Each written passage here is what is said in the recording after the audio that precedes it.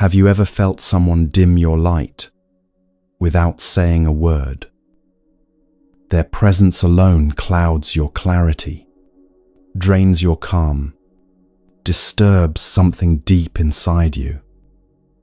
You try so hard to stay patient, to be understanding, but inside, you're unraveling. You're not imagining it. You're not too sensitive.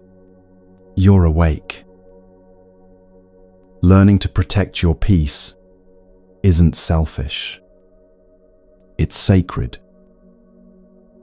The Buddha knew this 2,500 years ago. Today, you're going to discover 12 ancient teachings, intelligent, compassionate, transformative, that show you exactly how to handle difficult people without losing yourself.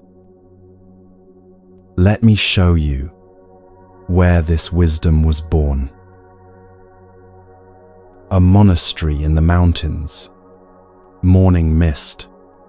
A young monk, trembling, stands before his master. Someone here mocks me, interrupts me, wounds me with his words. Every time I see him, I lose my peace. Master, what do I do? The teacher asks one question. If someone offers you a gift and you refuse it, who does the gift belong to? To the one who offered it. The master nods. The same with insults, cruelty, every cutting word. If you don't accept them, they remain with the giver. What you don't accept cannot harm you. This is the first key. Let's unlock the rest.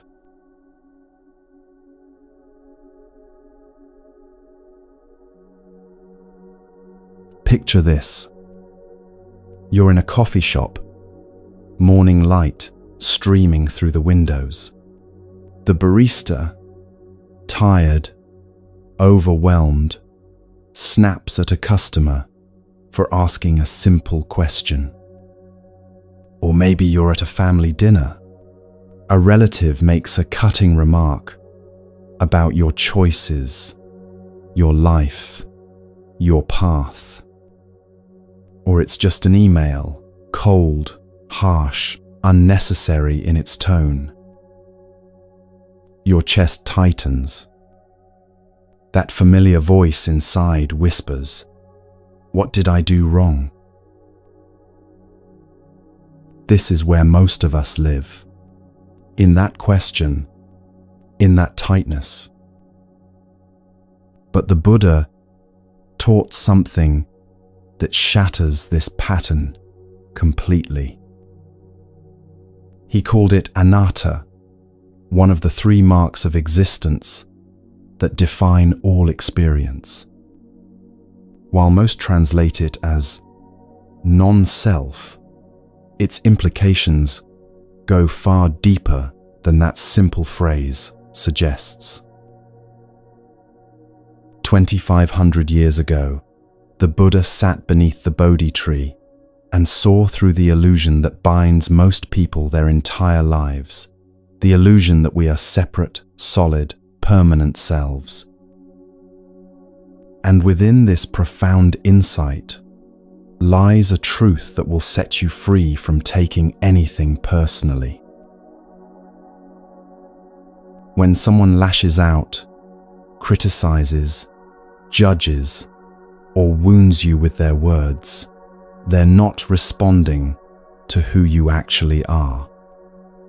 They're responding to their own mind state, their own suffering, their own inner turbulence. You are not the cause of their storm. You simply witnessed it. Let that settle for a moment. Think of it this way.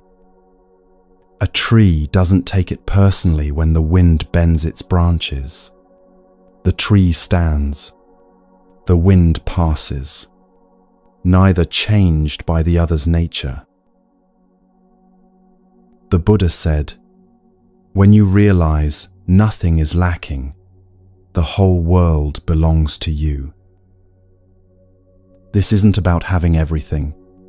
It's about understanding that external reactions don't define your worth, because there is no fixed you to define in the first place. So why do we take things so personally? The ego, that constructed sense of self, seeks constant validation. It fears rejection, like a plant fears drought. We've been conditioned since childhood to believe we're responsible for others' emotions. If someone's angry, we must have caused it. If someone's disappointed, we must fix it. This belief creates a prison with invisible bars. We carry the weight of others' reactions as if they were stones we must hold forever. But Anatta teaches us something liberating. These reactions belong to the person experiencing them, not to you. In the Anatta Lakkhana Sutta, the Buddha taught his first 5 disciples about non-self, using the example of the body. He asked them, if the body were truly yours, could you command it never to age, never to sicken, never to die? Of course not. The body follows its own nature. The same is true for others' minds. Their thoughts, reactions, and emotions follow their own conditioning, their own karma, their own patterns. You can't control them any more than you can command your body not to age. Right now, wherever you are, think of something someone said that hurt. A criticism, a judgment, a dismissal. Feel where it lives in your body. Maybe it's tightness in your chest. Maybe it's a knot in your stomach. Maybe it's tension in your shoulders. Now ask yourself, what if their words had nothing to do with who I actually am? What if their reaction was shaped by their childhood wounds, their current stresses, their own fears and insecurities? What if it was their pain speaking, not truth about you? Notice what happens when you ask this. Notice the space that opens. A little breathing room where there was only tightness before. This is the beginning of freedom through anatta. Let me tell you about a woman named Sarah. She worked in an office where her boss criticized everything she did. Every report was wrong. Every presentation needed fixing. Every idea was insufficient. For months, Sarah carried this home. She questioned her abilities. She lost sleep replaying conversations. She felt smaller and smaller with each passing day. The weight of his disapproval became the lens through which she saw herself. If he said she was inadequate, maybe she was. If he said her work was subpar, maybe it was. His perception became her reality. Then one afternoon, she overheard a conversation in the break room. Her boss's marriage was falling apart. His teenage daughter had stopped speaking to him. He was drowning in debt he couldn't discuss with anyone. The company board was questioning his leadership. The next time he criticized her work, something was different. The same harsh words, the same dismissive tone, but Sarah's experience had completely transformed. She saw a man in pain, lashing out at the nearest target. Not because she deserved it, but because pain doesn't discriminate in where it lands. His criticism wasn't about her work, it was about his life falling apart.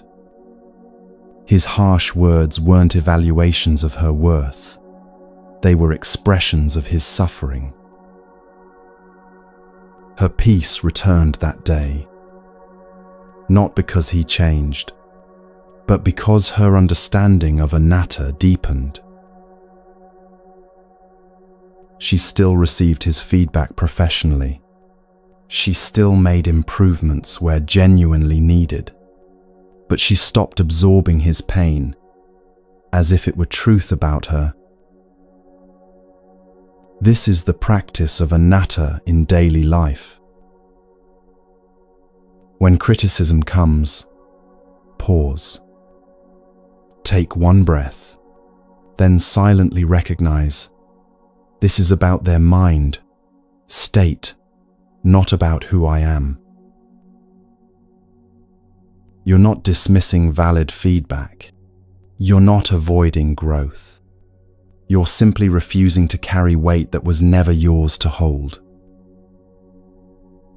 Notice the space that opens when you do this. Notice how your shoulders drop. Notice how the criticism loses its power to define you. In Zen monasteries, monks are taught to observe thoughts like clouds passing through the sky. The sky doesn't chase the clouds. It doesn't hold them or push them away. It simply allows them to pass through its vast, unchanging space. You can be the sky. And other people's storms?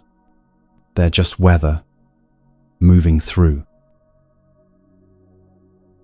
The Dhammapada says, all that we are is the result of what we have thought. The mind is everything. What we think, we become. This applies not just to you, but to everyone. What they think creates their reality, their reactions, their words. And their reality is not your reality. The next time someone's reaction feels personal, remember their behavior is a window into their inner world, not a mirror of your worth. The person who snaps at the barista, probably carrying exhaustion from caring for a sick parent through sleepless nights. The relative who criticizes your life choices, often wrestling with regret over their own unfulfilled dreams. The harsh email from a colleague, written by someone who learned early that kindness equals weakness. None of it is about you. All of it is about them. And when you truly understand anatta, not just intellectually, but in your bones, you become unshakable.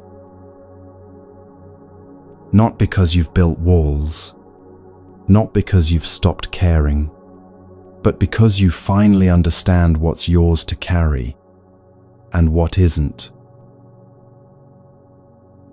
Consider this: every person you encounter is carrying their own history, their own wounds, their own conditioning, their own karma ripening in this moment.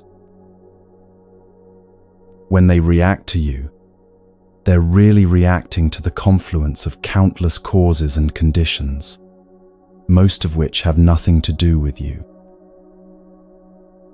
A meditation teacher once said, "When someone throws mud at you, remember, the mud was already in their hand. You didn't put it there." This is anatta in action. This is freedom from taking things personally. Practice this today. When someone's words sting, pause and ask, is this really about me or about them? 9 times out of 10, it's about them. And in that recognition, you find your peace. The teaching of anatta doesn't make you cold or uncaring. It makes you free. Free to respond with wisdom instead of wounding. Free to help when appropriate, without absorbing others' suffering as your own. This is the first foundation, the first teaching, the first liberation. Understanding anatta means understanding that what happens to you is not always about you. And in that understanding, you reclaim your peace.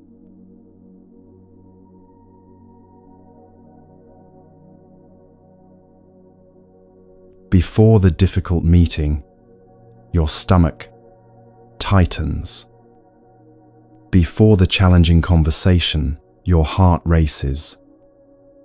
Before encountering that person who always disturbs your peace, you find yourself bracing, shoulders up, jaw clenched, armor on, ready for battle. We've all stood in this space of anticipation and dread. Most of us think protection means building walls, hardening ourselves, creating emotional distance, preparing for combat. But the Buddha taught something that seems, at first, completely backwards. He taught metta bhavana, the systematic cultivation of loving kindness. And he taught it not as a nice idea for peaceful moments, but as the ultimate form of protection in hostile ones. This is the second ancient teaching, and it might be the most misunderstood. How can softness protect you? How can love be armor? How can cultivating kindness toward difficult people keep you safe? The answer lies in understanding what actually harms us. It's not others' words that wound us most deeply. It's our own reactive mind states. Anger, fear, hatred, resentment. These are the true enemies. They eat us from the inside. Metta bhavana protects you by transforming your inner landscape so thoroughly that toxic seeds can't take root there. Let me share one of the Buddha's most challenging teachings. In the Kakakupama Sutta, the discourse on the simile of the saw, the Buddha told his monks something that shocked them. He said, "Even if bandits were severing you limb from limb with a 2-handled saw, if you gave rise to a mind of hate, you would not be carrying out my teaching." The monks sat in stunned silence. He continued, "You should train yourselves. Our minds will remain unaffected, and we shall utter no evil words. We shall abide compassionate for their welfare, with a mind of loving kindness, without inner hate. We shall pervade them with a mind of loving kindness." This isn't about being passive. It's not about accepting abuse. It's about understanding something profound about how the mind works. When your mind rests in loving kindness, negativity finds no foothold. Not because of mystical energy or invisible shields, but because of mental cultivation. Your state of mind becomes your sanctuary. Think of it like this. If you plant a garden full of flowers, weeds struggle to grow. Not because you're fighting the weeds, but because there's simply no room for them. Metta bhavana fills your mind so completely with loving kindness that hatred, fear, and anger have nowhere to take root.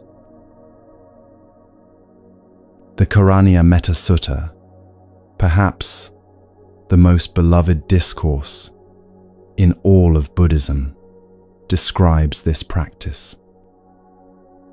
The Buddha said, just as a mother protects her child, her only child, with her life, so should one cultivate a boundless heart towards all beings.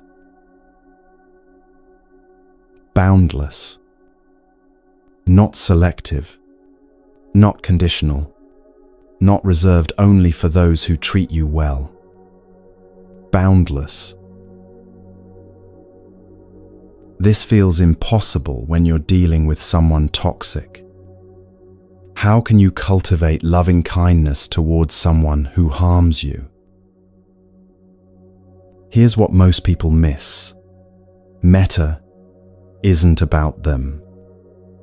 It's about you. You're not generating loving kindness to change difficult people or to condone their behavior. You're cultivating it to protect your own mind from the poison of hatred. When your mind is saturated with loving kindness, someone's harsh words land differently. They don't penetrate because there's no matching frequency inside you to hook onto, no anger to feed their aggression, no fear to amplify their threats. You become like water. Criticism flows through. Insults can't take root. Toxicity finds nothing solid to cling to. Let me guide you through this practice right now. This moment. Together. Close your eyes if you'd like. If you're somewhere you can't close them, just soften your gaze. Take a deep breath, slow and full, letting your belly expand. Place one hand on your heart. Feel its steady rhythm. This heart that's been beating for you since before you were born. Now, silently, offer yourself these traditional phrases. Don't rush. Let each one sink in like rain into dry earth. May I be safe and protected. Breathe. Let those words settle into your body. May I be peaceful and at ease. Feel your shoulders beginning to soften. May I be healthy and strong. Notice any resistance that rises, any voice that says you don't deserve this. Offer that voice loving kindness too. May I be happy and free. Rest here. Just rest in this wish for your own well-being. Now, Imagine these phrases extending outward like light from a candle flame. First to someone you love easily, maybe a child, a dear friend, a beloved teacher. May they be safe and protected. May they be peaceful and at ease. May they be healthy and strong. May they be happy and free. Now, and this is where it gets challenging, bring to mind someone neutral. Maybe the person who delivered your mail today, or the stranger you passed on the street. May they be safe and protected. May they be peaceful and at ease. And finally, if you can, bring to mind someone difficult. Not the most difficult. Start small. Maybe someone who irritated you recently. This doesn't mean you approve of their behavior. It means you refuse to let their behavior poison your mind. May they be safe and protected. May they be peaceful and at ease. May they be free from the suffering that causes them to cause suffering. Breathe. Just breathe with this. Now let it expand to all beings everywhere. May all beings be safe. May all beings be peaceful. May all beings be free. Rest in this boundless goodwill for a few more breaths. This is Metapavana. This is your protection. Before difficult encounters, practice this for just 5 minutes. 5 minutes of saturating your mind with loving kindness. What you'll notice is remarkable. The person hasn't changed. Their behavior might be exactly the same, but your mind, your inner landscape, has been transformed. You walk into the room with mental clarity instead of defensiveness, with calm presence instead of braced resistance, with compassionate boundaries instead of reactive walls. Modern neuroscience has finally caught up to what the Buddha knew 2,500 years ago. Research from institutions like Stanford and Harvard shows that loving-kindness meditation physically changes the brain. It reduces activity in the amygdala, the fear center. It increases activity in areas associated with empathy and emotional regulation. It even affects the vagus nerve, improving your body's relaxation response. But you don't need a lab to prove it works. You just need to practice. Let me tell you about Marcus. He worked with a colleague who seemed to exist solely to make his professional life miserable. Every meeting, there was criticism. Every project, undermining comments. Every success Marcus had, this colleague found ways to diminish. Marcus tried everything. He tried being friendlier, thinking maybe the colleague just needed warmth. He tried avoiding him, taking different routes through the office. He tried confronting him directly in a private conversation. Nothing worked. The colleague's behavior remained constant, and Marcus's stress kept escalating. Then a friend introduced him to metta practice. Marcus was skeptical. More than skeptical, he was resistant. Send loving kindness to someone who was actively trying to sabotage his career? It felt not just absurd but wrong, like condoning bad behavior. But his friend explained, "You're not doing this for him. You're doing this so his toxicity stops poisoning your mind." Marcus committed to 30 days. Every morning, right after waking, 5 minutes of metta practice. He started with himself, then extended it to loved ones, then neutral people, and finally, reluctantly at first, to his difficult colleague. The first week felt mechanical, almost fake. The words felt hollow in his mind.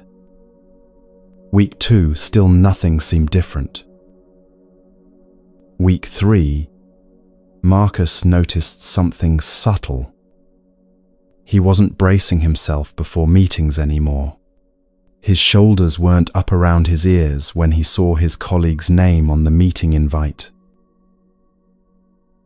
By week 4, the transformation was undeniable. Same colleague, same critical comments, same undermining behavior, but Marcus felt nothing. Not numbness, not suppression, just genuine non-reactivity. The colleague's words landed like rain on a pond, creating ripples on the surface, but unable to disturb the depths. It wasn't magic. It was mental training. Marcus's mind had become so saturated with loving kindness that there was simply no room for the colleague's negativity to take root and grow into resentment, anger, or hurt. 6 months later, something unexpected happened. The colleague left the company, and Marcus realized he felt no satisfaction, no vindication, no good riddance. Just a quiet wish that the person would find peace wherever he went. That's when Marcus understood. Metta had set him free. This is what the Buddha meant by protection. Not armor that keeps the world out and makes you hard, but a mind so well cultivated, so thoroughly imbued with goodwill, that the world's chaos simply can't disturb your peace. Metta isn't about feeling warm and fuzzy toward everyone. It's about creating an internal environment where toxicity cannot take root. You're not changing them. You're transforming the soil of your own mind. And when that soil is rich with loving kindness, nothing harmful can grow there. The Metta Sutta says, one should develop a boundless heart toward all beings. As a mother would risk her life to protect her child, her only child, so should one cultivate a boundless heart toward all beings. This boundless heart doesn't make you weak. It makes you unbreakable. This is your protection. This is your fortress. This is your sanctuary. not built from stone and defensiveness, but cultivated from compassion and wisdom.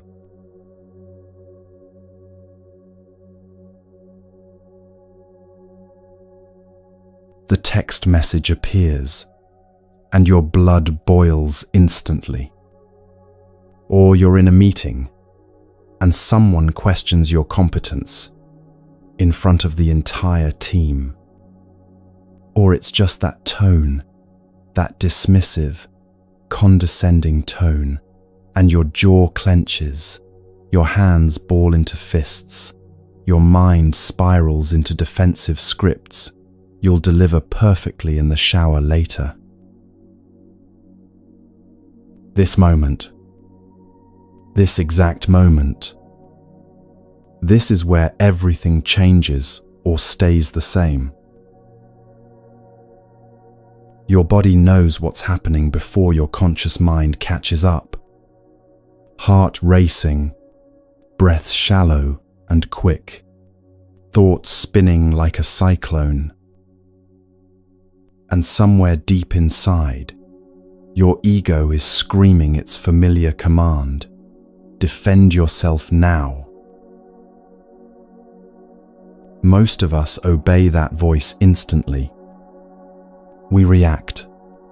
We fire back that cutting reply. We say something we'll spend hours regretting. We escalate what could have dissolved. The Buddha understood this pattern intimately, and he offered humanity one of its most powerful tools for freedom. He called it anapanasati, mindfulness of breathing, the third ancient teaching. Not as a relaxation technique you do for 10 minutes before bed, not as stress management for difficult days, but as the very space between stimulus and response where freedom lives. That space, tiny, almost invisible, is everything. The Buddha said, "Feelings come and go like clouds in a windy sky. Conscious breathing is my anchor." When someone provokes you, there's a gap. It's so brief most people miss it entirely. The reaction feels automatic, inevitable, like there's no choice. But there is. One breath creates that choice.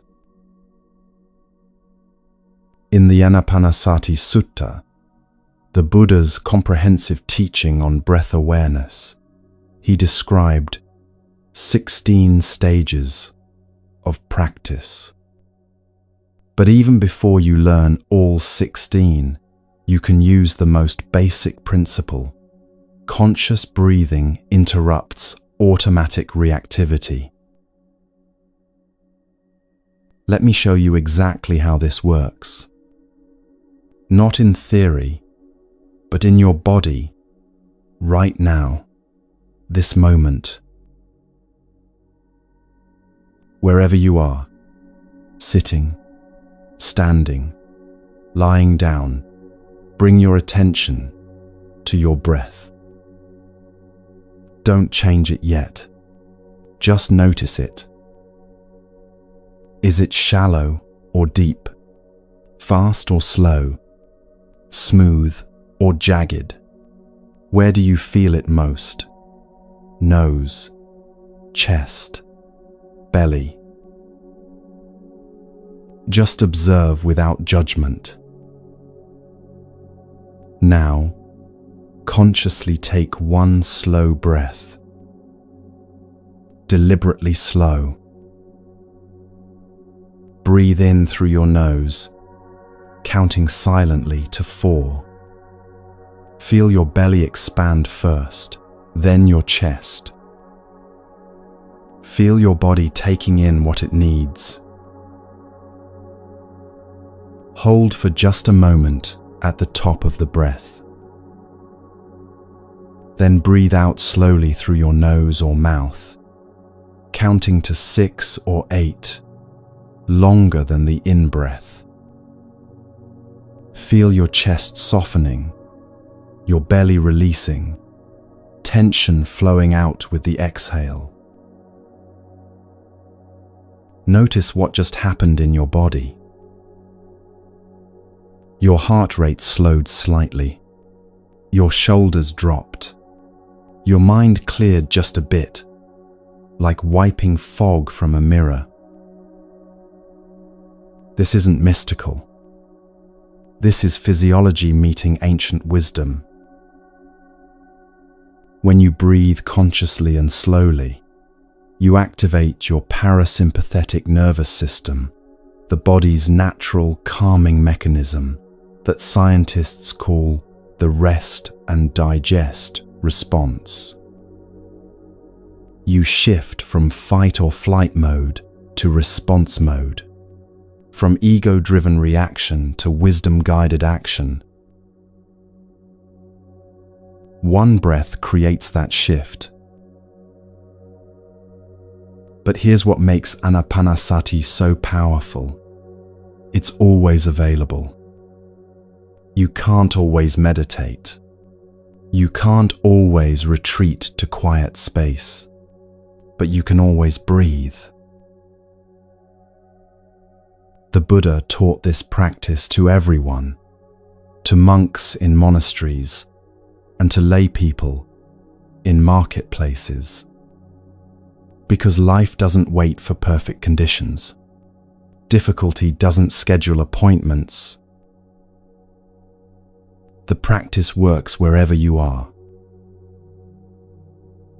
Let me tell you about an email that almost destroyed a relationship. A woman named Lisa received a message from her sister late one Thursday night. It was harsh, accusatory, filled with years of buried resentment, suddenly erupting onto the screen like a volcano that had been building pressure for decades. Every sentence cut deeper than the last. Accusations about past betrayals Lisa didn't remember. Interpretations of events that seemed completely distorted. Pain that Lisa had caused without ever knowing. Lisa's first impulse was to respond immediately. Her fingers hovered over the keyboard, composing a reply that would cut just as deep, if not deeper. She knew exactly where her sister's vulnerabilities were.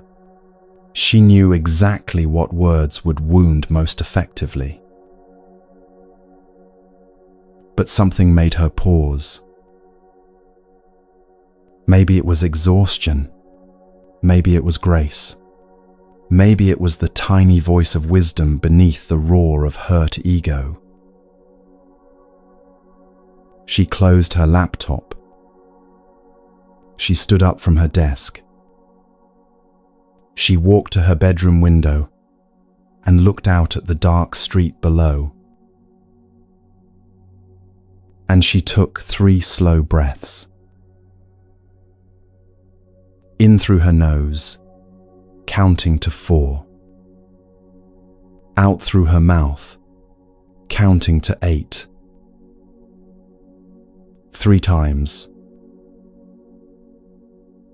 In those 3 breaths, maybe 30 seconds total, everything shifted.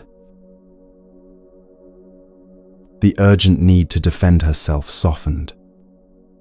The desire to wound back diminished. She could see past the harsh words to the pain beneath them.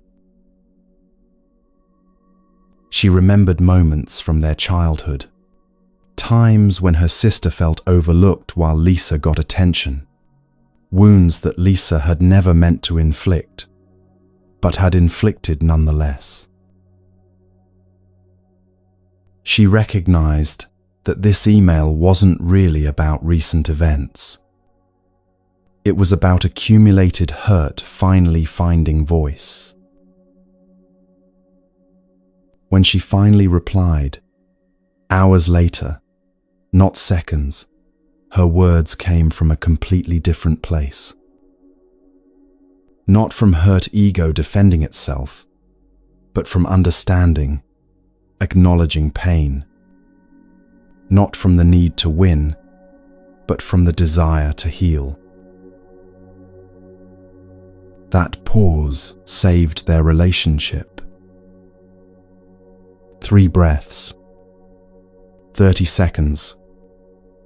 That's all it took to choose wisdom over wounding. In Zen practice, there's a teaching that Master Thich Nhat Hanh made famous.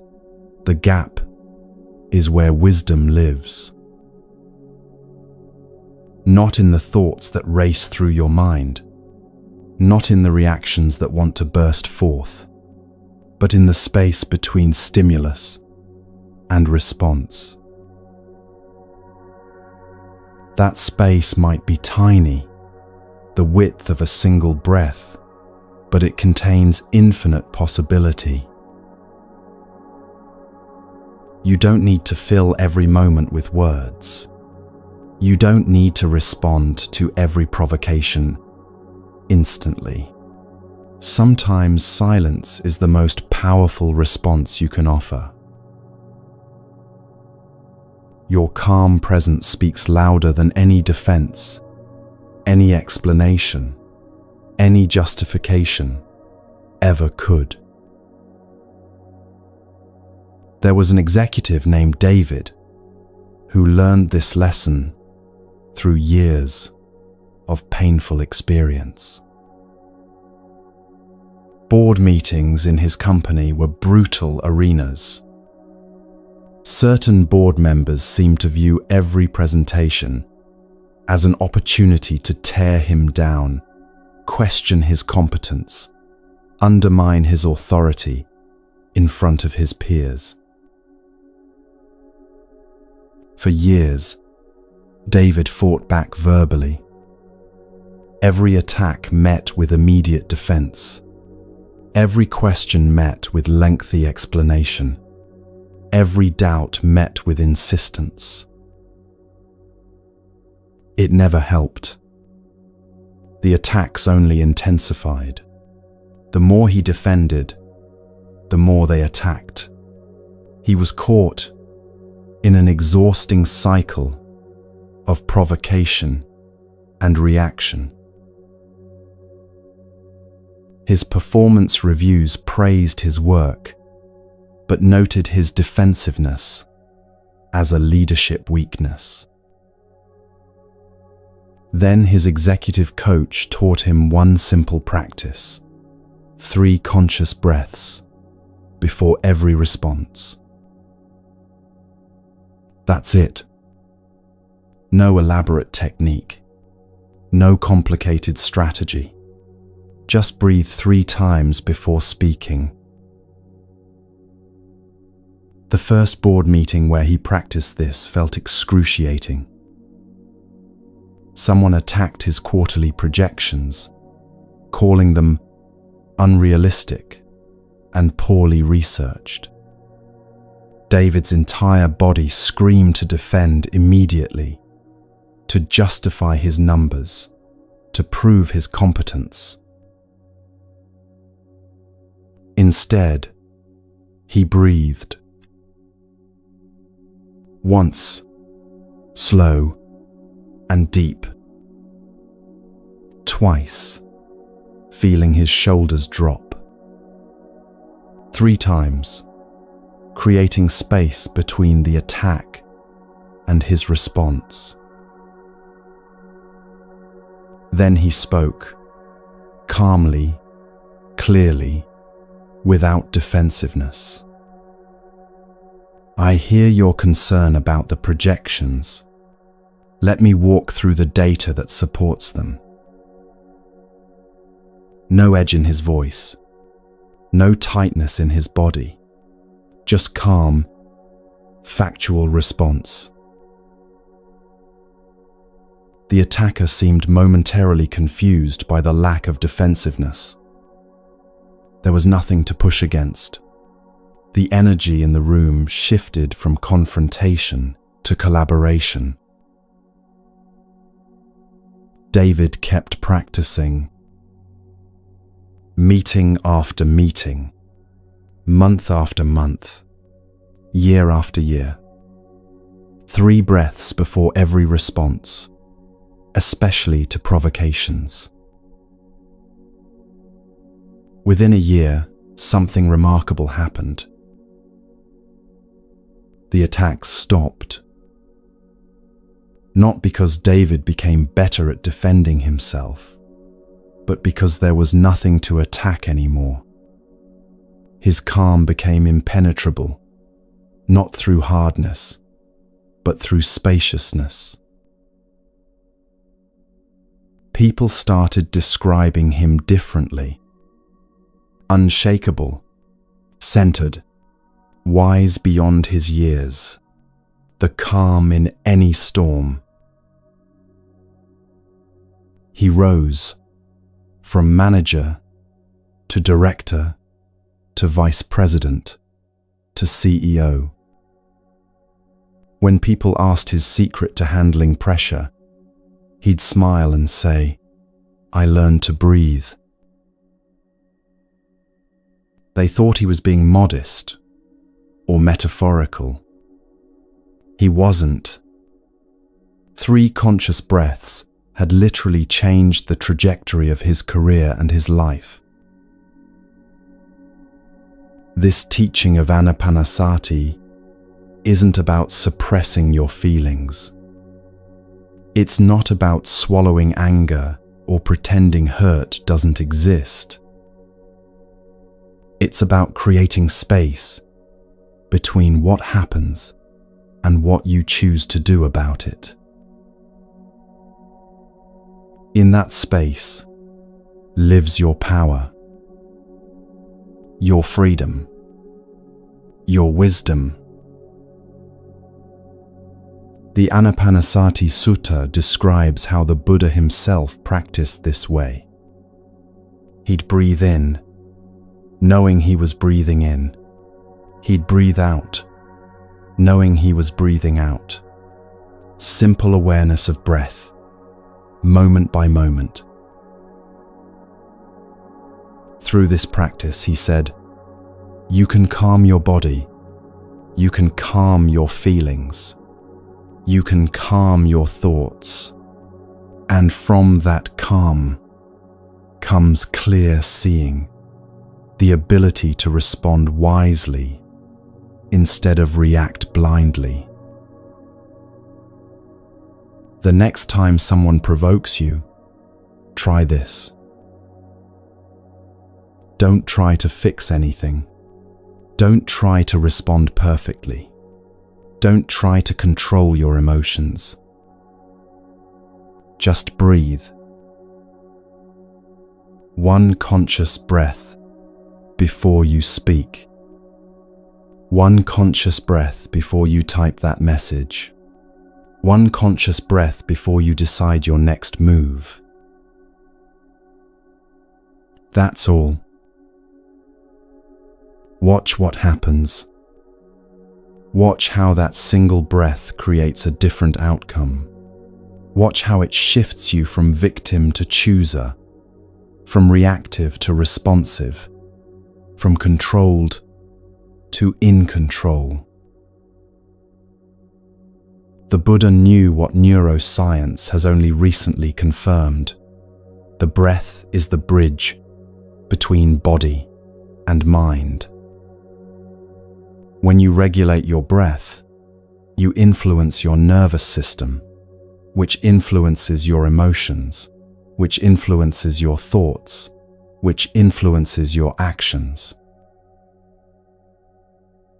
Control the breath, and everything else follows. This is not about perfection. You'll forget sometimes.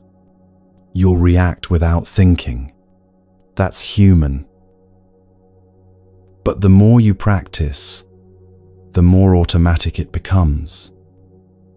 The pause starts happening naturally. The space grows wider. The choice becomes clearer. And in that growing space, you find something precious, your freedom. No one can take your peace if you don't hand it over in that moment of reaction. And the breath is how you keep your peace in your own hands.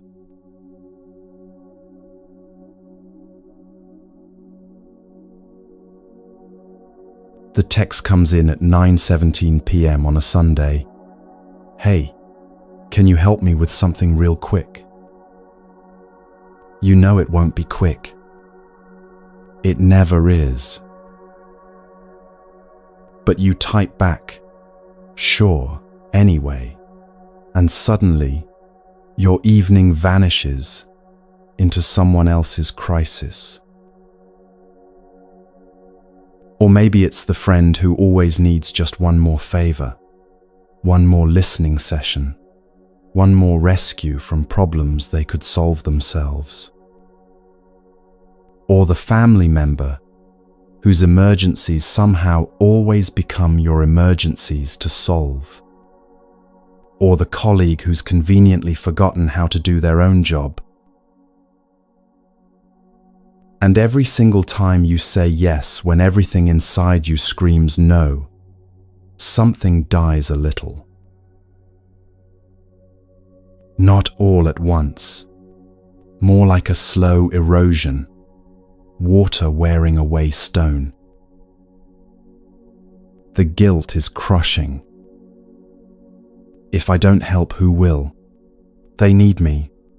I should be more giving, more patient, more selfless. But here's what almost no one tells you about true compassion. It includes yourself.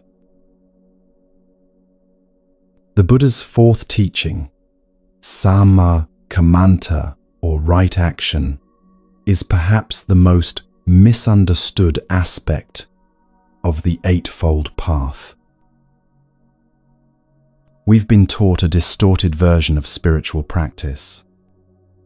One where being good means saying yes to everyone, helping everyone, being available to everyone, all the time, regardless of cost to yourself. This isn't Buddhism. This is self-destruction wearing spirituality's clothing. Right action means action that's aligned with wisdom and compassion, and that includes compassion for yourself. True compassion doesn't drain you dry. It sustains you. The Buddha taught that there are 4 types of people: those who care for others, but not themselves; those who care for themselves, but not others; those who care for neither; and those who care for both. Only the 4th type, caring for both self and others, reflects right action. Boundaries aren't walls built from selfishness. They're clarity about what's yours to carry and what isn't. The Buddha himself demonstrated this. He didn't try to save every person he encountered. He taught those who were ready to hear. He moved on from those who weren't. He rested when he needed rest. He maintained boundaries that allowed his teaching to continue for 45 years. He even had a personal attendant, Ananda, specifically so he wouldn't be overwhelmed by constant demands.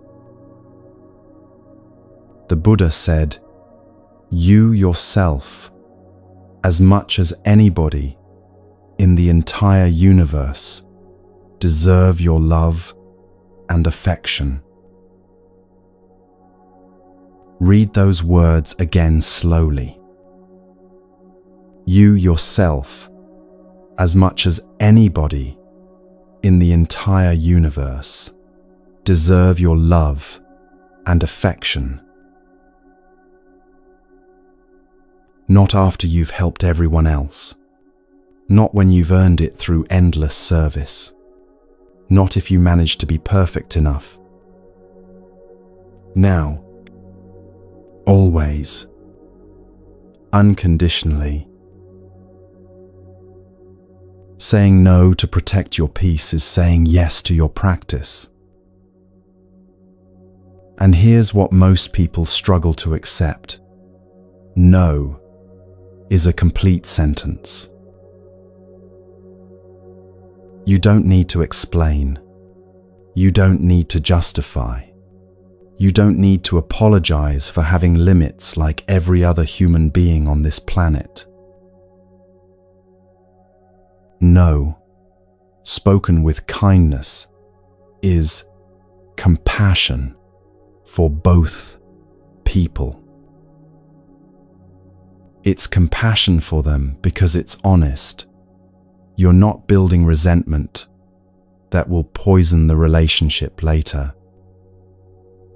It's compassion for you because it's protective. You're honoring your own needs as worthy of respect. Let me show you what this sounds like in practice. Not harsh, not cold, but clear. Warm but unwavering, like a hand that's soft but doesn't waver. I'm not able to do that. That doesn't work for me. I need to protect my time right now. I can't take this on. I hear that you're struggling, and I'm not available to help with this. Notice what's missing from these phrases. Explanation, justification, apology for existing with limitations. Just clear, kind truth, delivered with gentle firmness. There was a woman named Rachel who lived her entire adult life unable to speak these words. She was the person everyone called when they needed something, the one who always helped, the reliable one, who never said no, the giving one, the selfless one, the good one.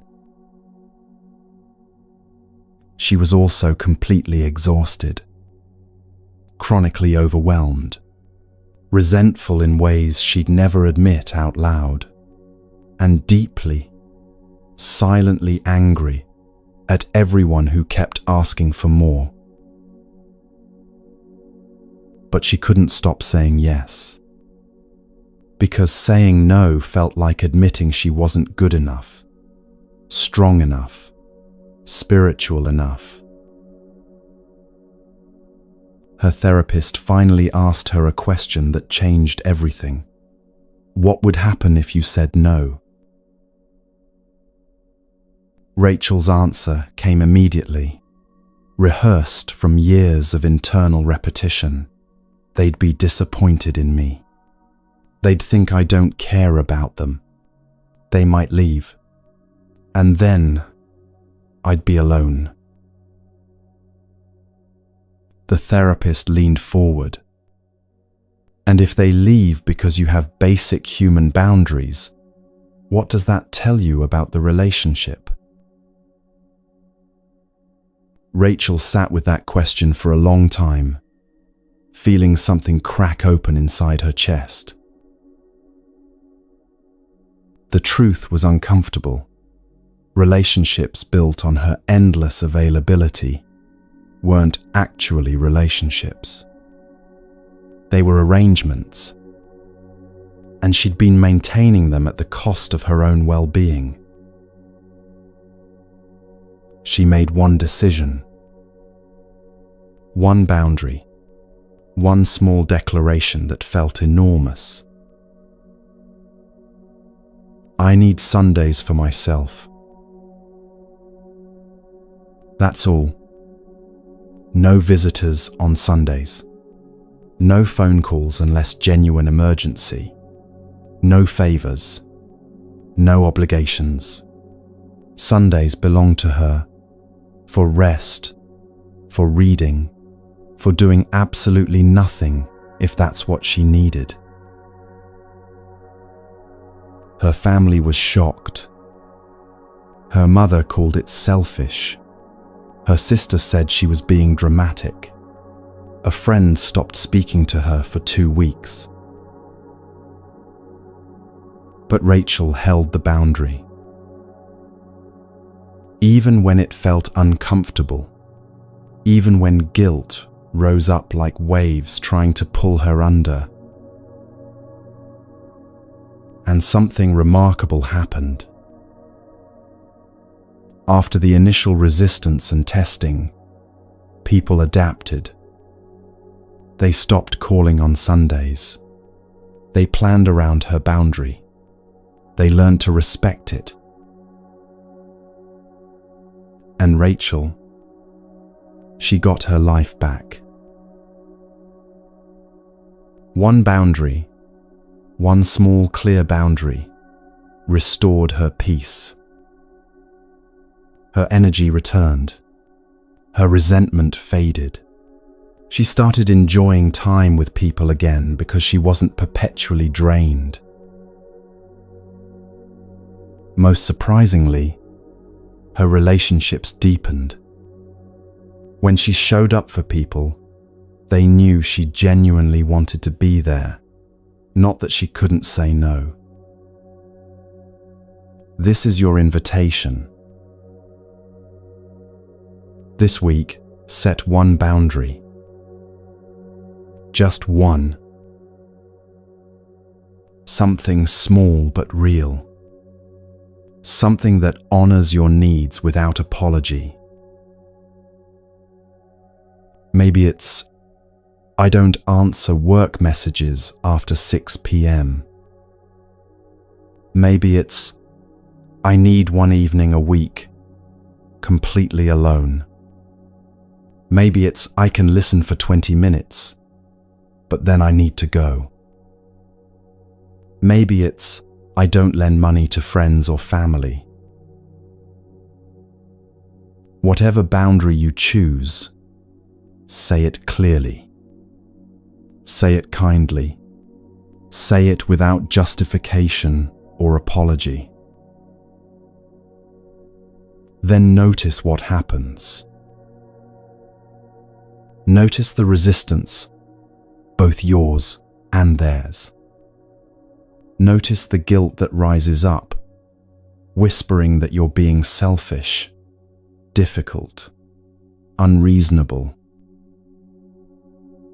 And then notice something else beneath the guilt. Relief. Space. The sense of coming back to yourself after being scattered across everyone else's needs. Here's the paradox that almost no one prepares you for.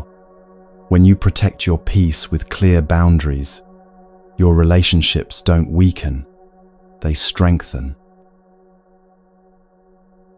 Because you're no longer relating from depletion and hidden resentment. You're relating from fullness and genuine choice. The people who respect your boundaries, they're your people. They stay. They appreciate the clarity. They grow alongside you. The people who can't tolerate your boundaries, they reveal themselves as people who valued your availability more than your well-being. And losing those relationships, painful as it might be, makes room for relationships where you can show up as your whole self, limits included. The Buddha taught the middle way, not self-denial, not indulgence, but balance. Boundaries are the middle way applied to relationships. Not walls that isolate you in fortress-like protection, not open doors that let every demand flood in without filter, but healthy membranes that allow nourishment while keeping out harm. Your peace is not negotiable. Your time is not infinite. Your energy is not expendable. And protecting these precious resources doesn't make you selfish. It makes you honest about being human. Right action includes knowing when to help and when to step back, when to say yes and when to say no, when to give and when to receive, when to engage and when to protect your peace. This is Samma Kammanta, right action that includes compassion for yourself. When you say no to what depletes you, you're saying yes to what sustains you. When you set a boundary, you're creating space for what truly matters. This is compassion. Real compassion. Compassion that includes you in the circle of care, instead of asking you to stand outside it, endlessly giving while never receiving. Practice this teaching. Practice saying no. Practice holding your boundaries with firm kindness. Your peace depends on it. Your practice depends on it. Your ability to genuinely help others depends on it. Because you cannot pour from an empty cup, and you cannot walk the path to peace while carrying everyone else's burdens as if they were your own.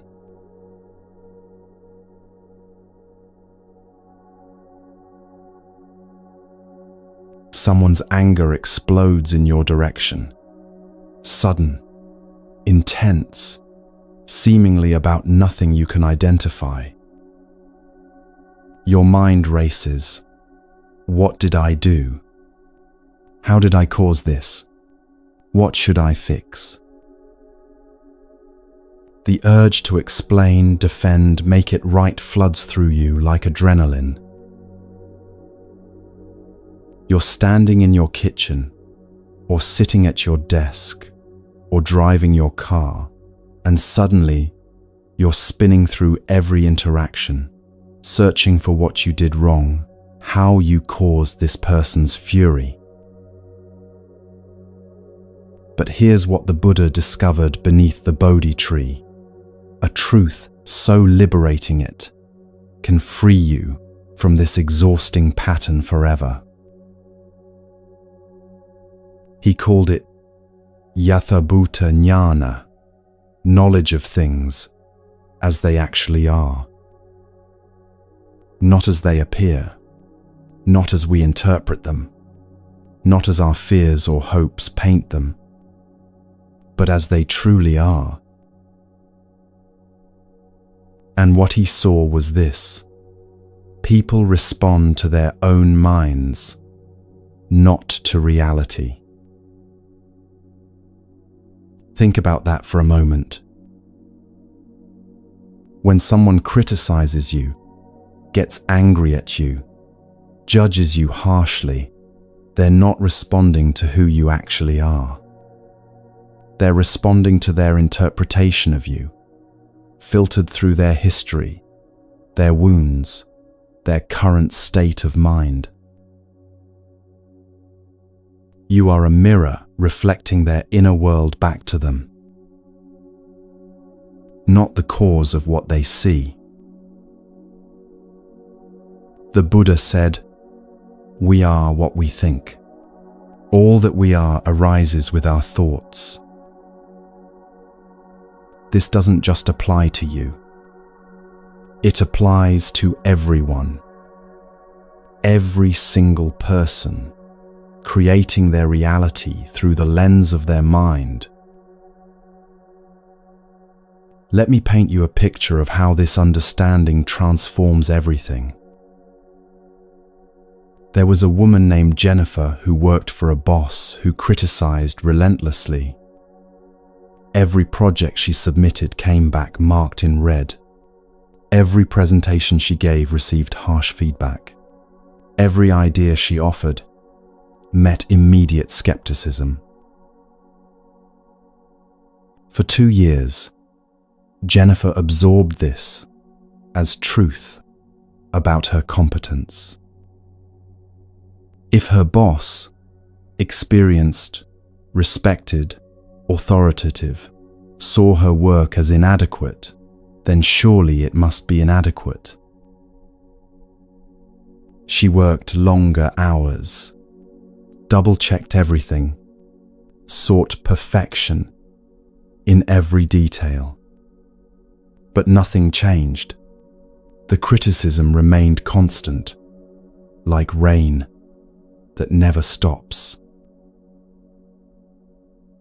Jennifer started having Sunday night anxiety attacks, started updating her resume, started believing she might not be cut out for this career after all.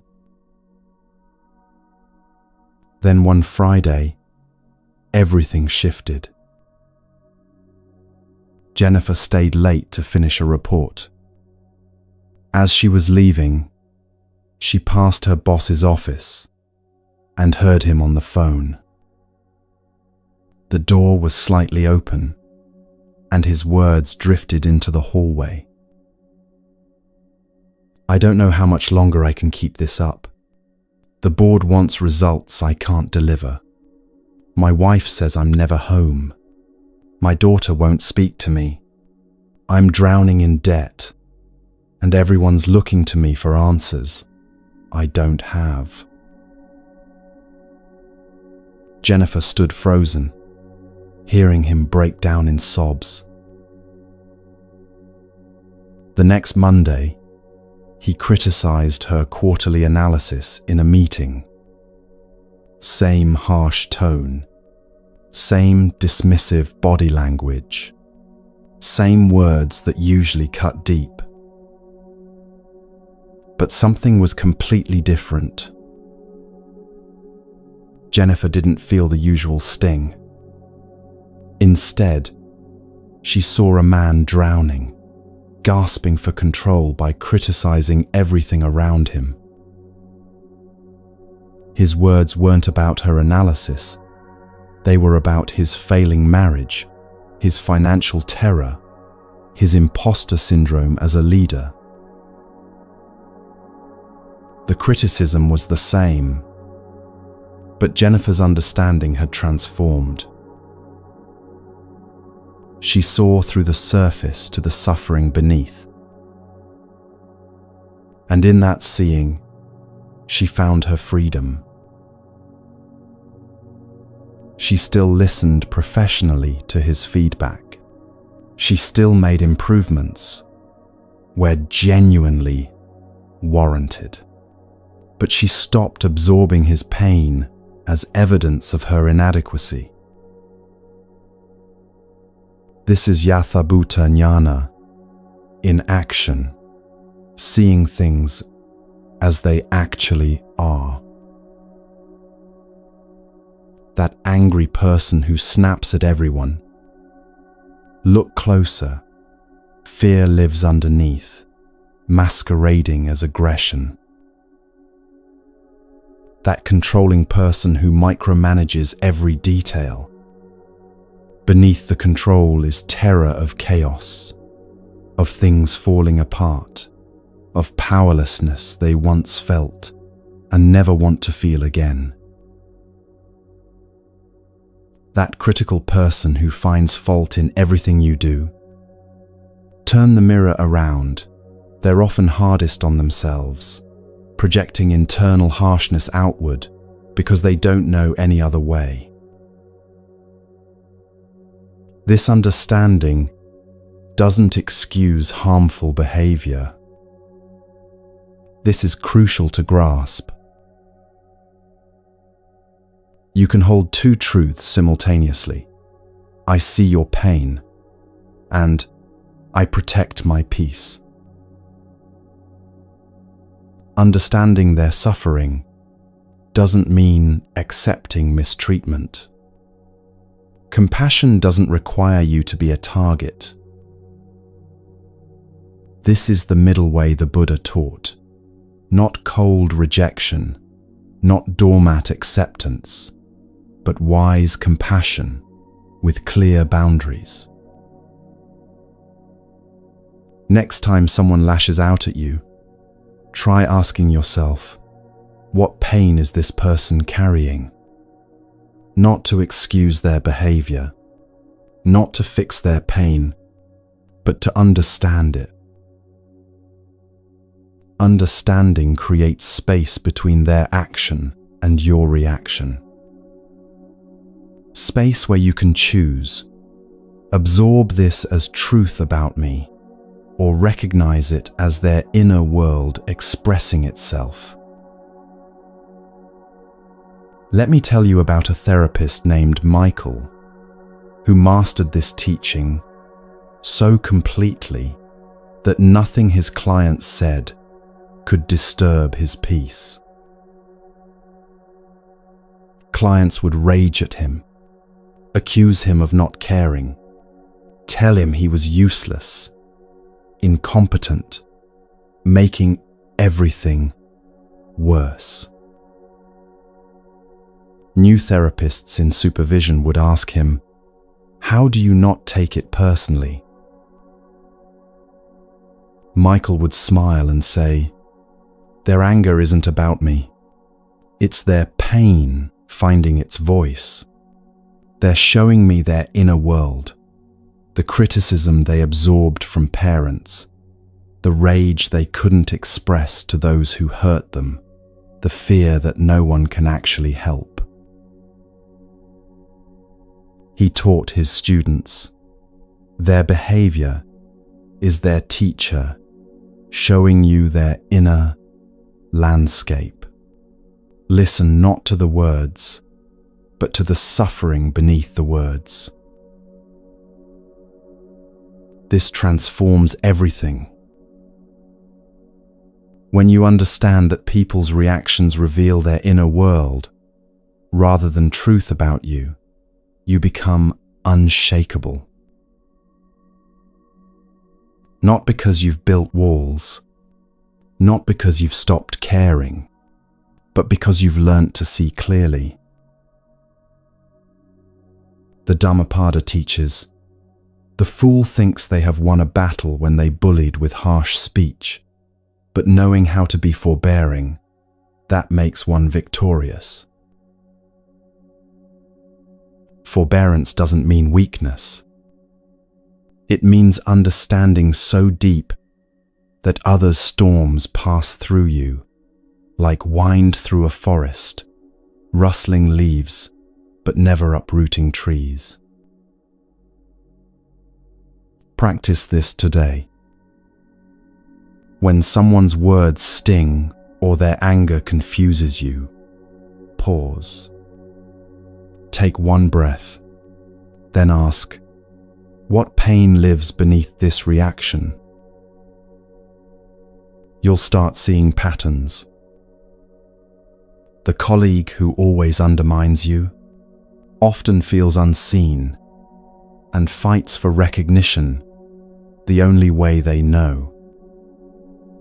The friend who guilt trips you, terrified of abandonment, trying to control connection through manipulation. The family member who criticizes your choices, wrestling with their own regrets, projecting them onto your canvas. None of it is about you. All of it is about them.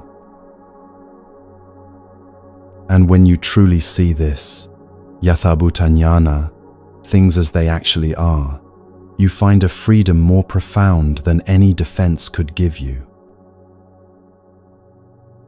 You find the freedom to stay in your own peace, while others storm around you.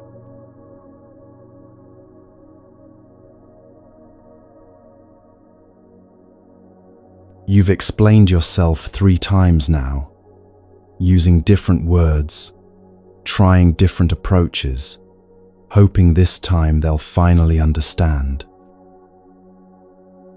They don't. Each explanation seems to invite more questions, more challenges, more demands for justification. And with each round, you feel more exhausted, more depleted, more like you're pouring yourself out, while nothing fills you back up. This is a pattern many of us know too well. Defending our choices endlessly, justifying our boundaries repeatedly, explaining our peace to people who aren't interested in understanding. But there's an ancient teaching that offers a radically different way. In the Pali Canon, the Buddha spoke often of Arya Tunibhava, noble silence. Not silence from cowardice or avoidance, but silence that comes from wisdom, from knowing that some things need no defense. There's a famous Zen koan that illustrates this perfectly. A student asked Master Zhaozhou, "Does a dog have Buddha nature?" The master responded with one word, "Mu."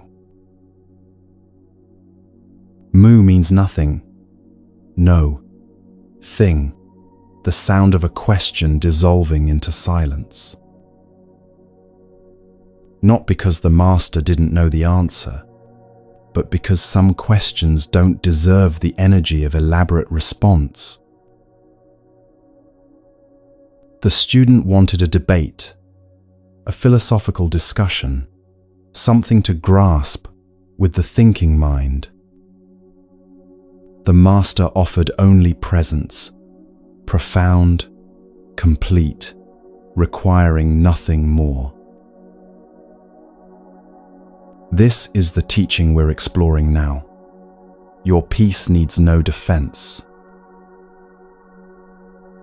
The Buddha himself said something that sounds almost too simple to be profound.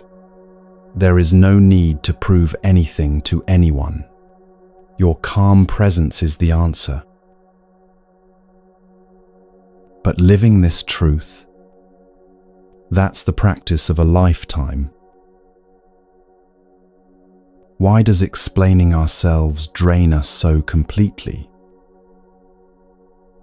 Because in explaining, we're seeking validation from people who fundamentally don't understand what we're protecting. We're inviting debate where none is needed.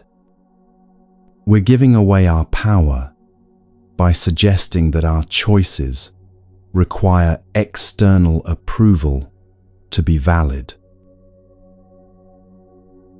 Every explanation is, at its core, asking, "Is this okay?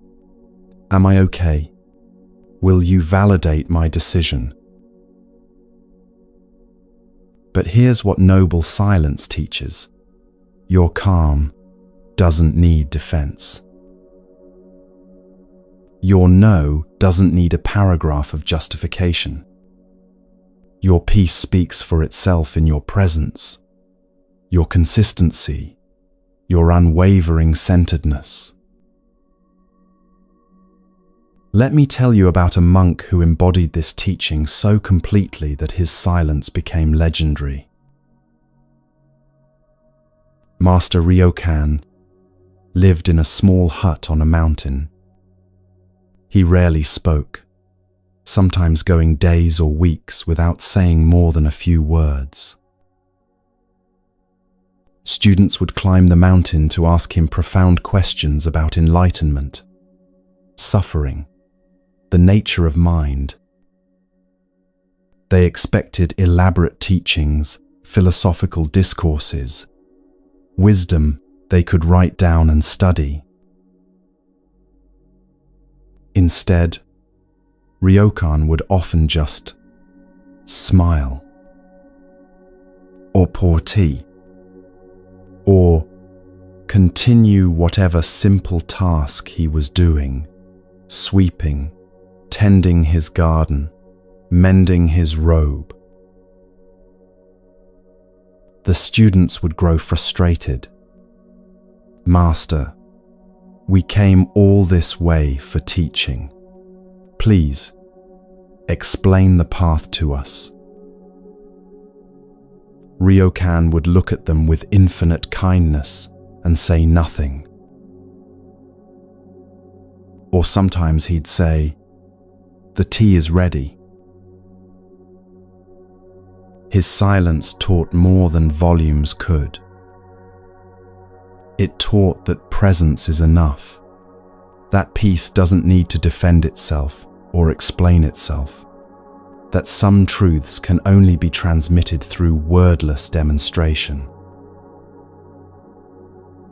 When Ryokan did speak, rarely, perhaps once every few weeks, people listened with complete attention. Because his words came from such deep silence, they carried weight that constant talking never could. His presence was his teaching. His silence was his answer. Now you might be thinking, "But I'm not a monk on a mountain.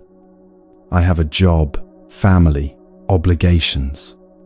People ask me questions that seem to require answers." Yes. And here's the discernment this teaching invites: knowing when to speak and when to let your presence be enough. Speak when it serves clarity, when your words will genuinely help someone understand something important. Speak when it serves compassion, when your explanation eases unnecessary suffering or confusion. Otherwise, let your presence be your answer. Practice this week. One time. Don't explain. Someone asks why you're making a particular choice. Instead of the usual paragraph of justification, try, "That's my choice." Or, "That's what works for me." Or simply, "Yes, that's what I'm doing." Then, and this is the hard part, stop. Don't fill the silence. Don't elaborate. Don't justify. Notice what happens in your body. Notice the discomfort, the urge to keep explaining, the fear that silence equals rudeness or coldness. Breathe through it. And then notice something else, the freedom. The relief of not having to convince anyone. The power of standing in your choice without apology. The peace of letting your presence speak louder than your words. Let me tell you about a woman named Alison, who transformed her entire life through this practice. Alison was vegan, and for years she explained this choice constantly. At every dinner party, every family gathering, every work lunch, someone would ask, "Why vegan? and she'd launch into her reasons: ethics, environment, health, all of it. The explanations led to debates. The debates led to defensiveness. The defensiveness left her exhausted and resentful, dreading social situations that should have been enjoyable. One day, at her sister's birthday dinner, someone asked the familiar question, "So, why are you vegan again?" Alison took a breath, and instead of her usual explanation, she said simply, "It's what works for me." Then stopped. The person waited for more. Alison smiled and took a bite of her food. "But I mean, do you really think it makes a difference?" "It's what works for me," Alison repeated calmly, still smiling. The person looked confused, then moved on to another topic. That was it. No debate, no defense, no exhaustion afterward. Alison kept practicing this. "It's what works for me" became her peaceful boundary. Within a month, something remarkable happened. People stopped challenging her. Not because she'd convinced them with brilliant arguments, but because there was nothing to push against. Her calm presence communicated certainty without needing to prove anything. People started respecting her choice in a way they never had when she was constantly explaining and defending. Her peace became magnetic rather than militant. This is the power of noble silence, not refusing to communicate, but communicating through presence rather than persuasion. The Dhammapada says, "Better than 1,000 hollow words is one word that brings peace." Sometimes that one word is silence. When you stop explaining your peace to people who don't understand peace, you stop giving away the very thing you're trying to protect. Your calm doesn't need external validation. Your choices don't require consensus. Your boundaries don't need approval. They simply need you to hold them with quiet consistency. This doesn't make you cold or uncaring. It makes you clear. Think of the ocean. It doesn't explain why it's deep.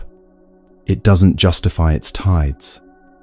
It simply is, vast and deep and powerful in its presence. You can be like that ocean. Let your peace speak through your presence, not your explanations.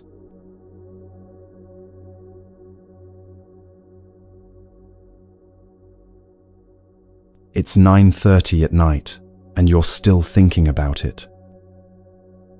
That argument, that disagreement, that comment someone made that you should have responded to differently. You've replayed the conversation 17 times, crafting better comebacks, stronger arguments, more devastating responses. You won every imaginary version of the argument. But somehow, lying here in the dark, you don't feel victorious. You feel exhausted. And tomorrow when you wake up, the first thought will be that conversation again, like a song stuck in your head that you can't stop playing. Here's the question nobody asks you but changes everything when you ask yourself, what was that argument even about? Really about? Not the surface topic, politics, parenting styles, whose turn it was to do the dishes. But what underneath? Often, the answer is simple and uncomfortable. Ego. The need to be right. The need to have the last word. The need to win, even when winning means losing your peace. The Buddha taught something he called Sama Vayama, right effort. It's the sixth factor of the Noble Eightfold Path, and it's often misunderstood.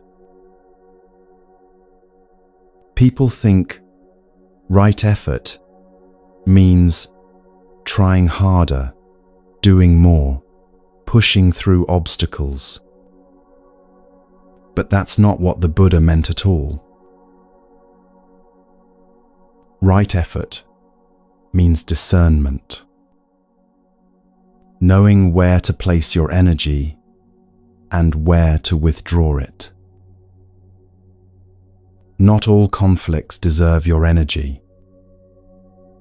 Not all battles deserve to be fought.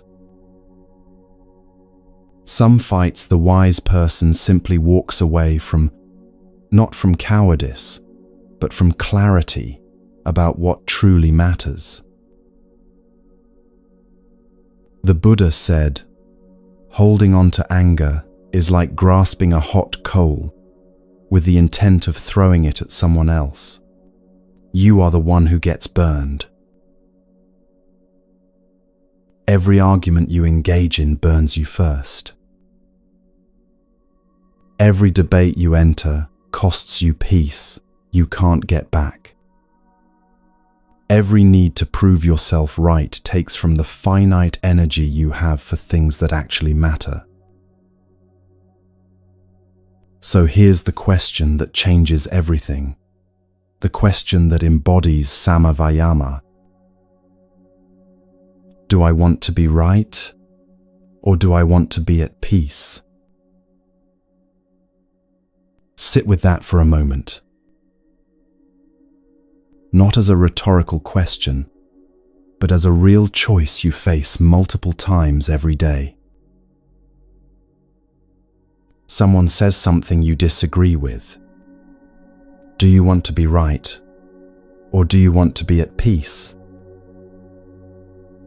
Someone misunderstands your intention.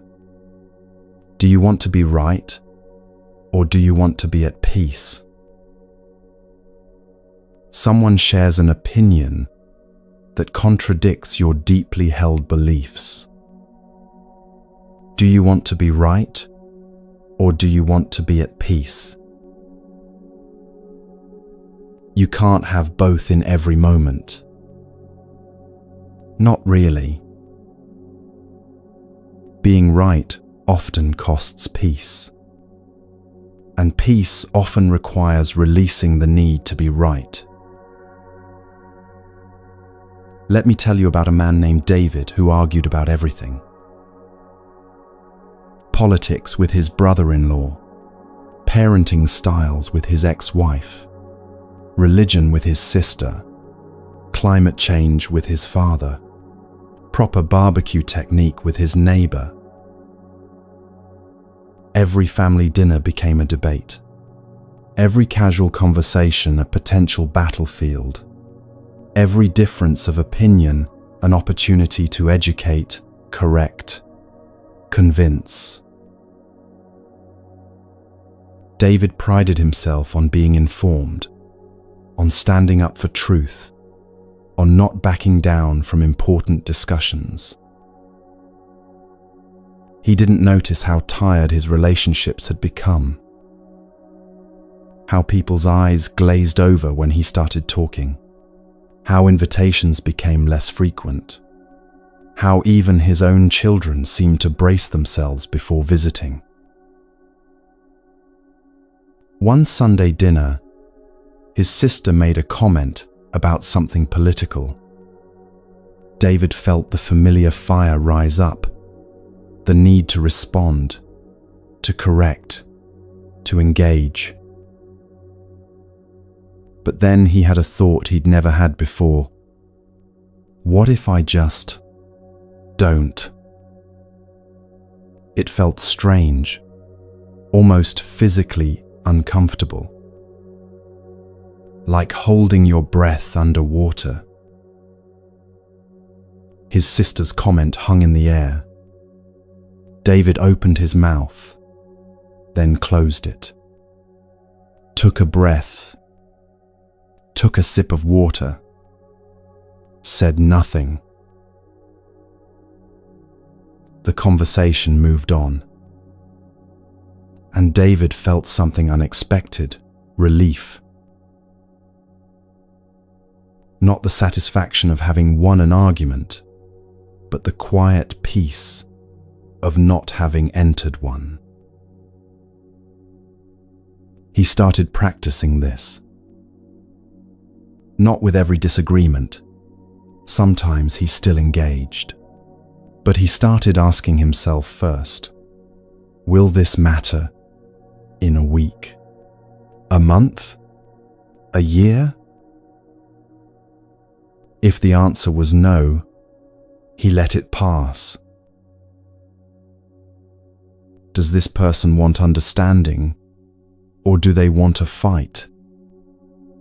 If they wanted a fight, he declined the invitation.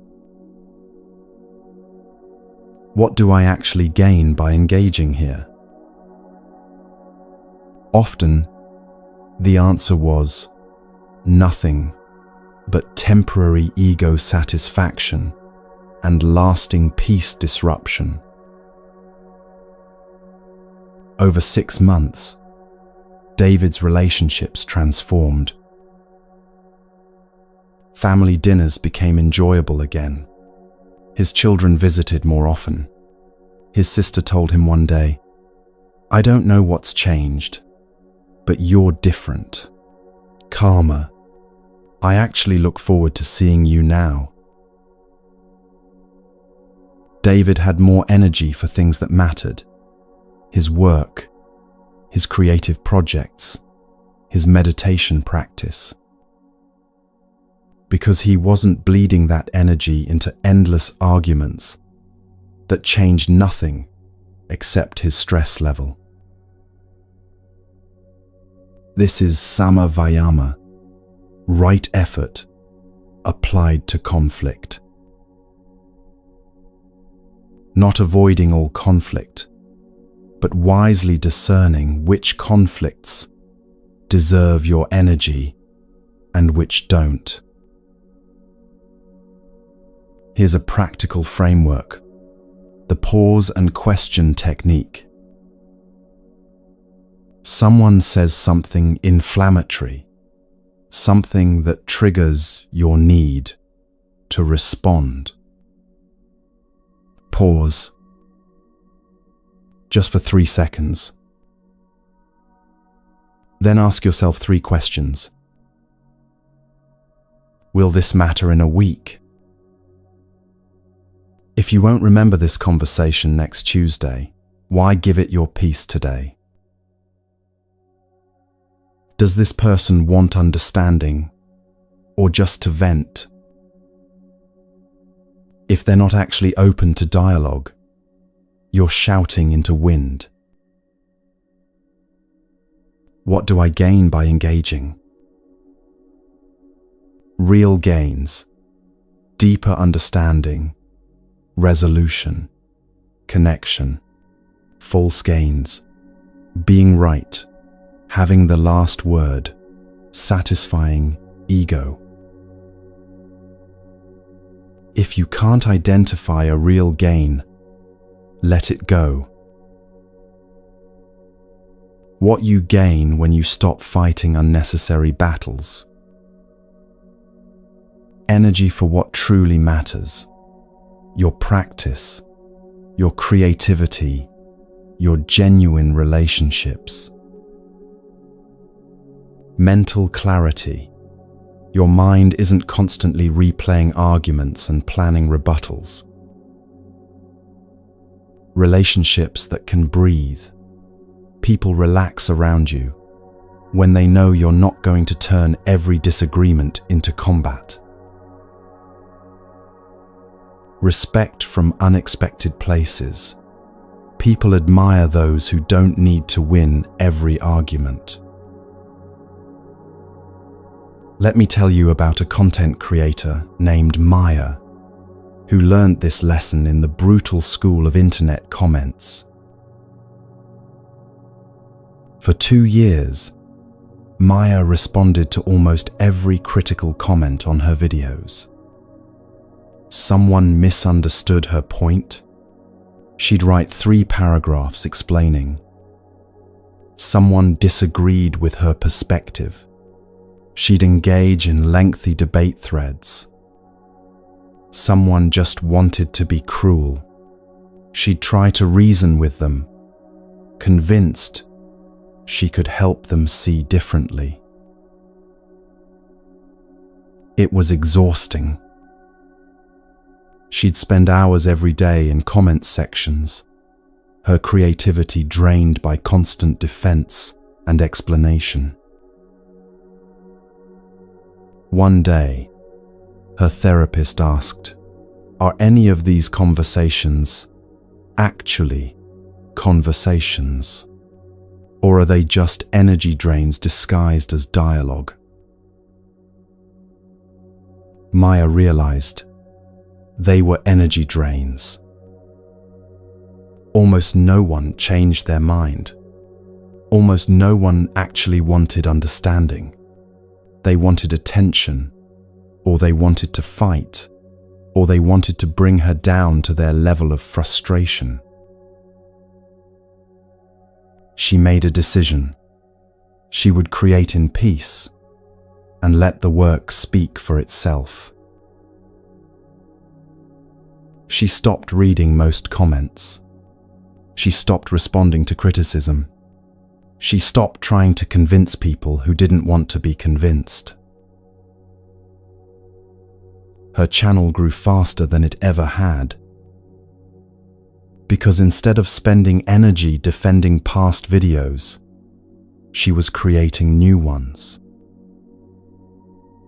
Her peace stabilized. Her joy in creating returned. And ironically, the negative comments decreased, as if trolls lost interest when they couldn't get a reaction. This is the wisdom of Samavayama, protecting your energy for what matters by declining what doesn't. Not every invitation to fight deserves acceptance. Not every disagreement deserves your peace as payment. The Buddha taught 4 aspects of right effort. Prevent unwholesome states from arising. Abandon unwholesome states that have arisen. Cultivate wholesome states not yet present. Maintain wholesome states already present. Applied to conflict, this means don't enter arguments that will disturb your peace. Exit arguments that are already disturbing your peace. Cultivate understanding and compassion instead. Protect the peace you've already found. This teaching doesn't make you passive or avoidant. It makes you strategic, intentional, wise about where you place your most precious resource, your attention, your energy, your peace. Take a breath. Release the need to win every argument. Your peace is worth more than being right.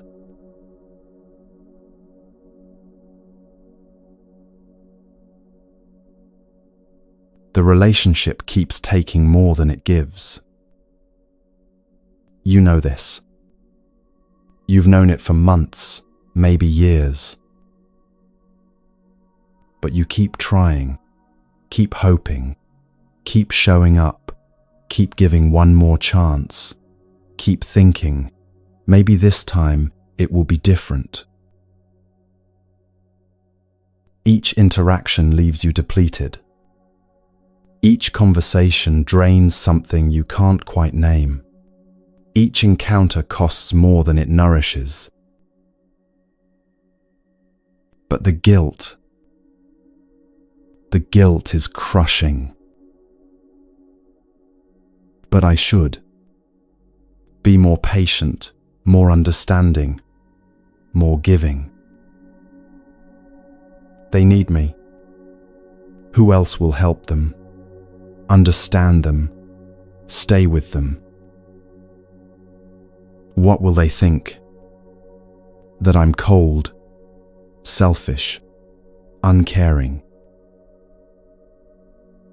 So you stay, and you suffer, and you wonder when compassion became self-destruction. There's an ancient teaching that offers a way through this painful bind.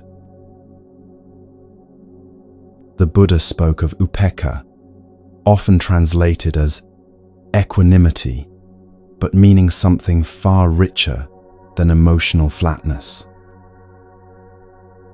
Upekkha means spacious, clear-seeing, compassion. It means caring deeply without clinging. It means loving without losing yourself. And sometimes, upekkha looks like distance. Not rejection, not punishment, not abandonment, but space, loving, intentional, healing space. The Buddha often used the lotus flower to teach profound truths. He'd say, just as a lotus flower is born in water, grows in water, and rises out of water to stand above it unsoiled, so I, born in the world, having overcome the world, am unsoiled by the world. Think about that lotus for a moment. It doesn't reject the muddy water. That's its origin. It doesn't hate the darkness below the surface, but it doesn't stay submerged either. It rises. It finds air and light. It blooms above the surface. Still connected to its roots in the mud, but no longer drowning in it. This is what healing distance looks like. You can care about someone without staying in proximity that harms you. You can love someone while protecting yourself from their dysfunction. The Buddha said, "Let go of what has passed. Let go of what may come. Do not cling to what is happening now. Experience peace." Sometimes, what you need to let go of is the belief that your presence in someone's chaos is helping them. Distance isn't always punishment. Sometimes it's the kindest thing you can offer. For them, your distance might stop enabling patterns that keep them stuck. Your absence might create space for them to find their own strength. Your boundary might be the wake-up call their system needs. For you, distance preserves your capacity to love without it curdling into resentment. Space protects your peace, so you don't become another person who needs rescuing. Let me tell you about a mother and daughter caught in a cycle so toxic they could barely breathe. Every phone call devolved into criticism. Every visit ended in tears. Every attempt at connection reopened old wounds that never seemed to heal. The daughter, now in her 30s, would call her mother seeking support and leave feeling small, inadequate, judged.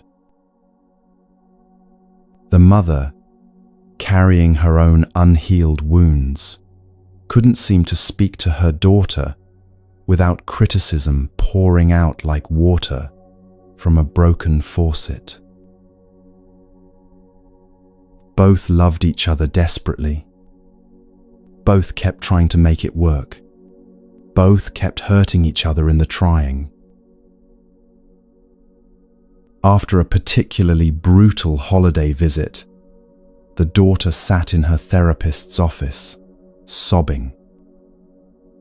I keep hoping it will be different, that this time she'll see me, that this time she won't.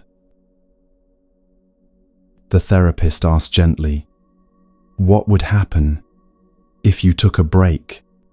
Real space, not just a few weeks? The daughter's first reaction was horror. I can't abandon her. She's my mother. What kind of person would I be? But underneath the guilt lived a small voice of truth. I'm drowning. We're both drowning. And trying harder isn't helping. It's making everything worse. The daughter wrote a letter, kind but clear. I love you, and I need significant space to take care of myself. I'll reach out when I'm ready. I hope you can respect this boundary.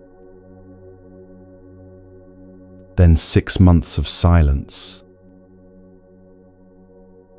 6 months that felt like holding her breath underwater, fighting against everything she'd been taught about being a good daughter. 6 months where the mother, left in that silence, had to face herself in ways she never had before. No daughter to criticize, no external target for internal pain. Just herself, her patterns, her unhealed wounds demanding attention. The mother started therapy, not because anyone forced her, but because the silence was so loud she couldn't ignore her own pain anymore. When they reconnected after those 6 months, something was different. Not perfect, not magically healed, but different. The mother had done real work. The daughter had rebuilt her own foundation. They approached each other more carefully, more consciously, more honestly. The relationship they built in the months that followed was healthier than anything they'd had before. Not because they'd tried harder, but because they'd both grown separately first. This is the medicine of silence, the healing power of loving distance. Not every wound heals through proximity. Some require separation, like broken bones needing stillness and space to mend properly. Your absence might be exactly what someone needs, not as punishment, but as the space that allows them to finally hear themselves instead of just reacting to you. Your peace might be the greatest gift you give.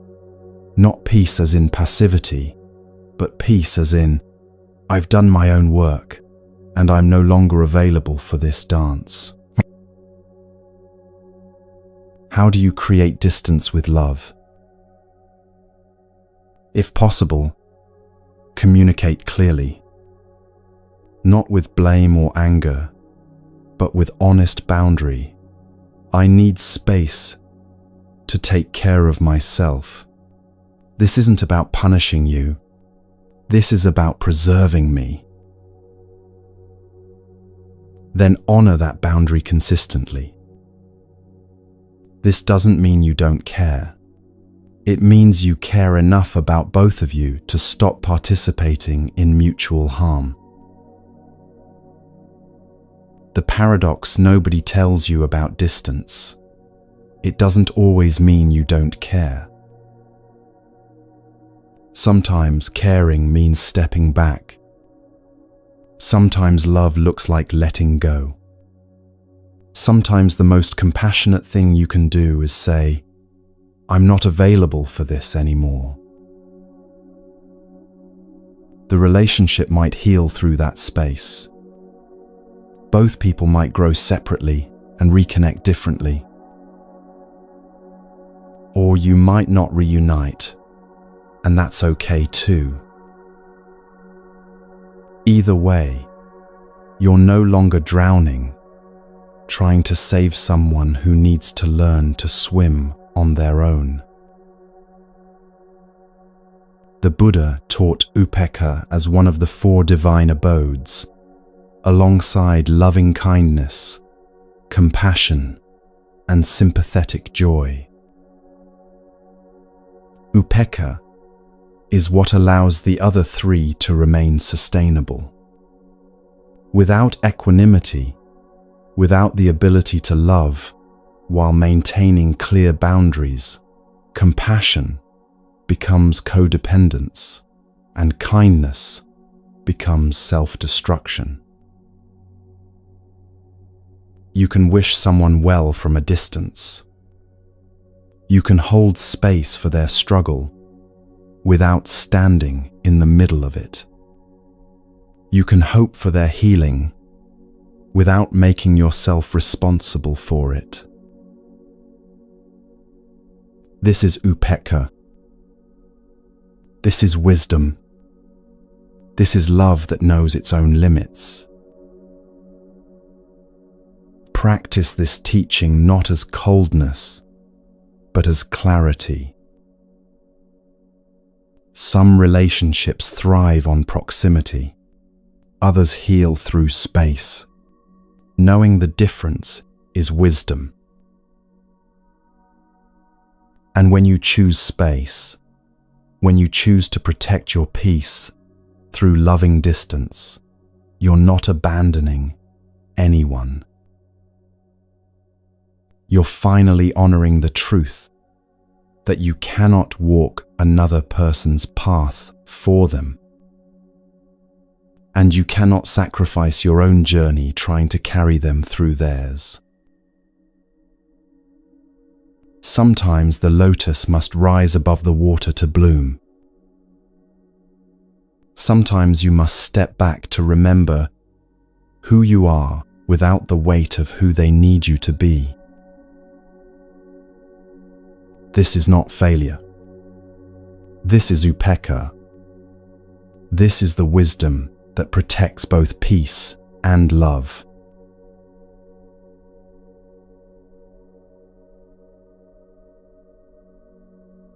Chaos surrounds you. Deadlines pressing from every direction.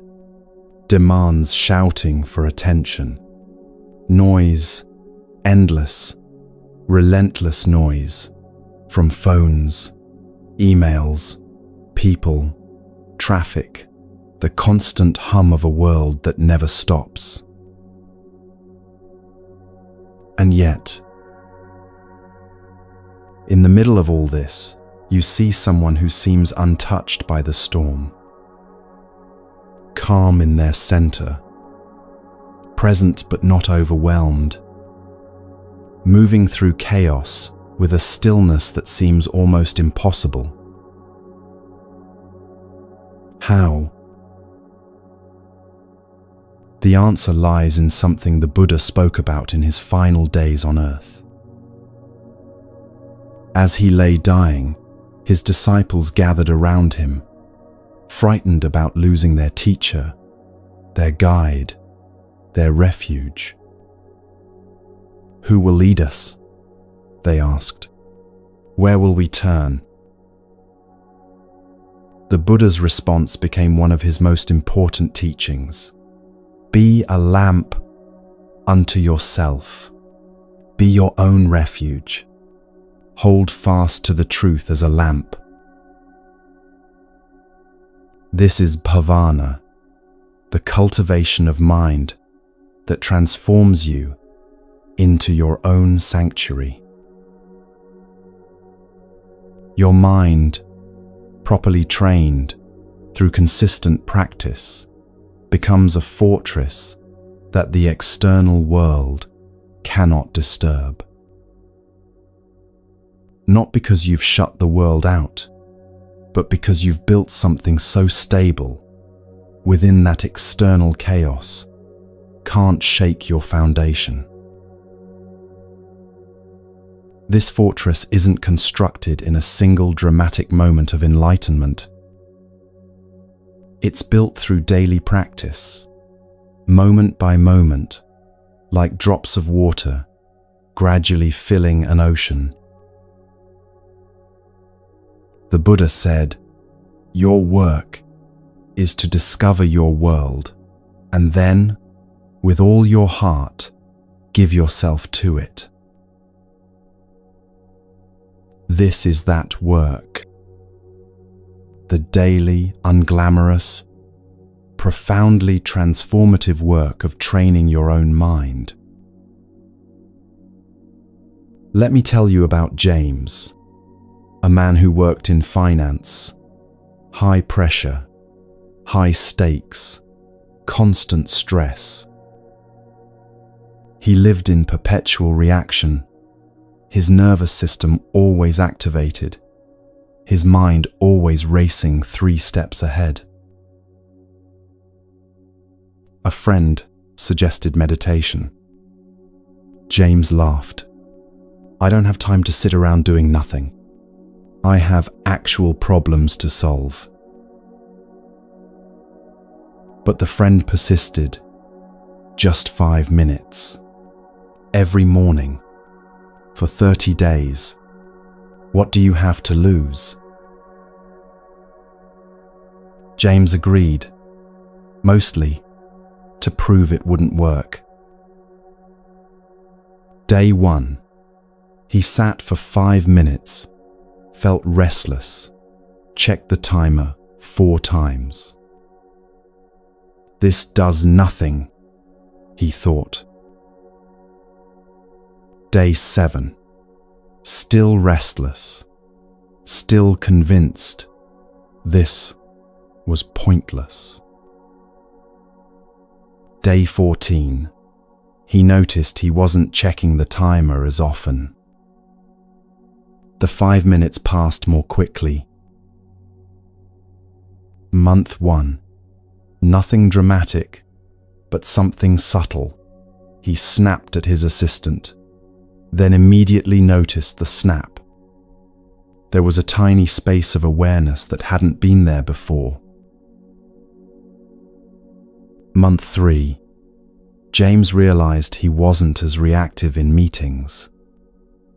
Someone would criticize a proposal, and instead of his usual defensive spike, there was a pause, a breath, a choice. Month 6.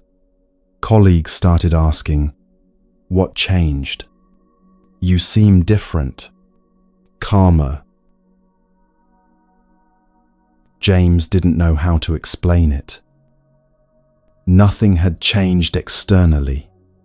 Same job, same pressures, same demanding clients. But internally, everything had shifted. Year 1. James had what he called his superpower.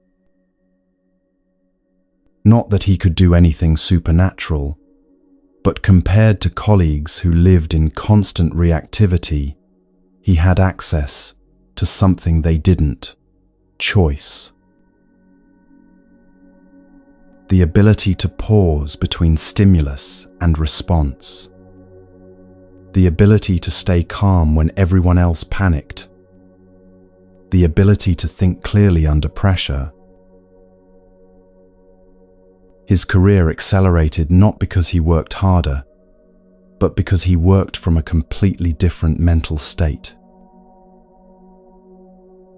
This is bhavana, mental cultivation through simple daily practice. Morning meditation, just 5 to 10 minutes. Before you check your phone, before you let the world's demands flood in. Anapanasati, breath awareness, or metta practice. Mindfulness bells throughout the day, a gentle reminder every few hours. 3 conscious breaths. Return to presence. Evening reflection before sleep. Review your day without judgment. What caused suffering today? What brought peace? Learn from your own experience. These practices seem almost too simple to matter. But here's what nobody tells you. They compound. Day 1, barely noticeable. Week 1, small shifts. Month 1, undeniable change. Year 1, you're a different person. The Dhammapada says, drop by drop is the water pot filled. Likewise, the wise person, gathering it little by little, fills themselves with good. The person who meditates daily and the person who doesn't are living in different mental landscapes. One reactive, constantly pulled by external events. One responsive, anchored in internal stability. Let's practice together right now. Close your eyes if you can. Bring your attention to your breath. Don't change it, just notice it. Feel the cool air as you breathe in. Feel the warm air as you breathe out. When your mind wanders, and it will, simply notice where it went and gently bring it back to the breath. No judgment, no frustration, just patient return, again and again. This is the practice. Simple, not easy, but transformative. Do this for 1 minute right now.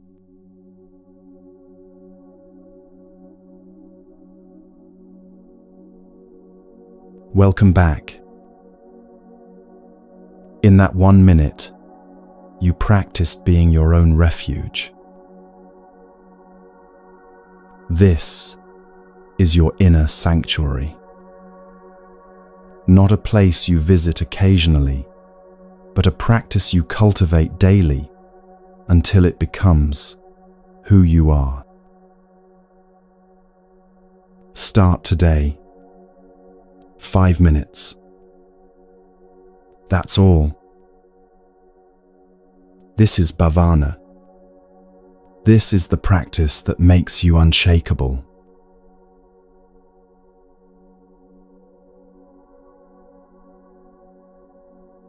She watches her brother make the same destructive choice for the 5th time. Quitting another job without a plan, moving in with another toxic partner, spending money he doesn't have on things that won't last. Every fiber of her being wants to intervene, to lecture, to fix, to save him from himself. But she's learned something that's changing everything. The Buddha taught 4 sublime states, 4 ways of relating to all beings that free you from suffering while keeping your heart open. We've explored metta, the cultivation of loving kindness. We've touched on upekkha, equanimity that loves without clinging. Now we come to mudita, a teaching so misunderstood that most people have never heard its true application. Mudita is usually translated as sympathetic joy, the ability to feel genuine happiness at others' success and good fortune. But the deeper teaching is this: mudita is finding peace with others' journeys, even when those journeys look nothing like the path you'd choose for them. Even when they're walking straight toward pain you can see coming. This isn't about celebrating their self-destruction. It's about releasing your stranglehold on how their life should unfold. There's a profound difference between giving up on someone and releasing them to their own path. Giving up says, I don't care anymore. You're on your own. I'm done. Mudita says, I care deeply and I honor that this is your journey to walk, not mine to control, direct, or prevent. I trust that even your mistakes are part of your learning. The woman watching her brother learned this through years of painful intervention. She'd rescued him from consequences countless times, paid his rent when he couldn't, let him move in when relationships failed, given advice that went unheeded, stayed up nights worrying about choices she couldn't change. Her therapist asked her one day, what if his path requires these struggles? What if preventing his consequences is actually preventing his growth? She wanted to argue. She wanted to say that love means protection, that family means never letting each other fall. But somewhere deep inside, she knew the truth. Her brother would keep making these choices until the lessons landed. And her suffering alongside him wasn't helping either of them. She started practicing mudita, not as celebration of his choices, but as releasing her grip on controlling his path. When he called with news of quitting his job, instead of panic and lectures, she took a breath and said, I hear you're making a big change. I trust you're doing what feels right for you. Inside, she was terrified, but she didn't make her terror his burden to carry. When he moved in with someone she could see was all wrong for him, Instead of warnings and predictions, she said, "I hope you find what you're looking for." And then, this was the hard part. She let go of the outcome. She stopped checking in constantly, stopped offering unsolicited advice, stopped running scenarios of disaster in her mind at 3 a.m. She practiced mudita. May you learn what you need to learn from this experience. May your path unfold as it needs to unfold. May you find your own wisdom through your own journey. 6 months later, her brother called. The job he quit without a plan, he'd started freelancing and discovered work he actually loved. The toxic partner, he'd left after 3 months, having finally seen patterns he'd been blind to before. "I know you thought I was making mistakes," he said, "but I needed to make them, and thank you for not trying to stop me." This is mudita, in practice with difficult people, releasing them to learn what only their own experience can teach them. The Buddha taught this not as cold indifference, but as wise compassion. You can care about someone without needing to control their journey. You can love someone while honoring their right to make choices you wouldn't make. You can wish someone well while letting them walk their own path, stumble on their own stones, learn their own lessons. This doesn't mean you enable harm or stay in abusive situations. It means you stop exhausting yourself trying to prevent grown adults from experiencing the consequences of their choices. Practice this when someone you love makes choices that terrify you. Take a breath and silently offer, "May your path unfold with whatever wisdom it needs to bring you. May you learn what you need to learn. I release my need to control how you get there."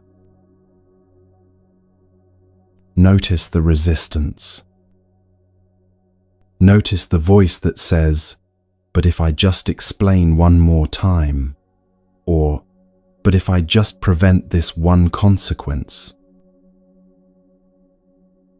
And underneath that resistance, notice something else: relief.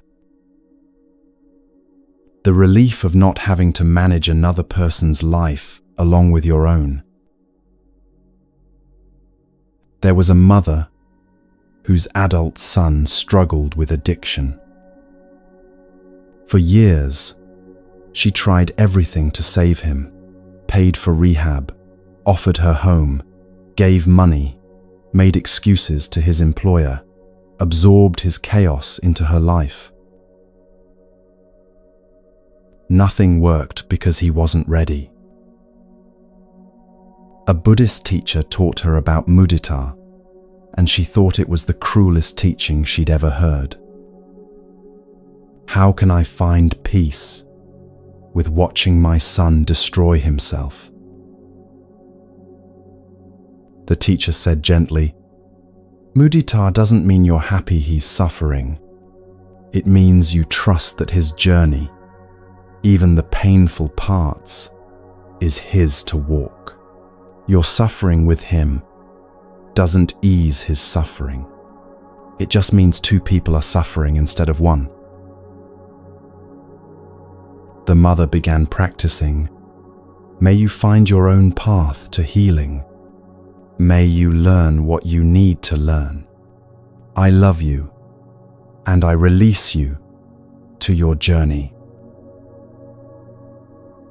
She stopped rescuing him from consequences. She stopped enabling his addiction by providing safety nets. She told him she loved him, and she'd be there when he was ready for real help, but she couldn't keep participating in his destruction. It was the hardest thing she'd ever done. Her son hit bottom, real bottom, the kind she'd been preventing for years. And from that bottom, he finally chose recovery. Not because she forced him, or saved him, or convinced him, but because he had to face himself without her intervention, creating a buffer between him and reality. Mudita freed her to love him without drowning in his chaos. And it freed him to find his own strength. This is the teaching. You can honor someone's journey without making it your own. You can wish them well without needing them to choose differently, so you can feel okay. Mudita says, "Your path is yours. My peace doesn't depend on you walking it the way I think you should." This is love that frees both people.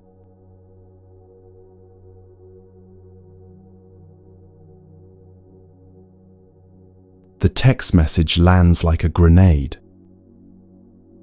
Your body knows before your mind catches up. Chest tightens. Breath becomes shallow. Thoughts start spinning into defensive spirals. This is the moment when most people lose themselves. But the Buddha offered something powerful for exactly this moment. A teaching he called Satipatthana, the 4 foundations of mindfulness. Not as abstract philosophy, but as anchors you can grab when someone's trying to pull you into their storm. These 4 foundations are your refuge when toxic people destabilize you. The first foundation is mindfulness of body, Kayanupassana. When someone attacks you verbally, criticizes you harshly, tries to manipulate you emotionally, your body responds first. Most people ignore these signals and go straight into their head, trying to formulate the perfect response while their nervous system is screaming. The Buddha taught, notice the body first. Right now, as you remember the last time someone disturbed your peace, notice what's happening in your body. Where do you feel tension? Your jaw? Your shoulders? Your stomach? Is your breath shallow or deep? Fast or slow? Are your hands clenched? Is your posture collapsed or rigid? This isn't self-indulgent navel-gazing. This is the first foundation that keeps you grounded when someone's trying to knock you off balance. When you notice your body's response to a toxic person, you've created space between their action and your reaction. A woman named Claire worked with someone who constantly undermined her in meetings. Subtle digs, dismissive comments, questions designed to make her look incompetent. For months, Claire tried to combat it intellectually. She prepared better. She rehearsed responses. She gathered more data to defend herself. None of it worked because she was operating from a dysregulated nervous system.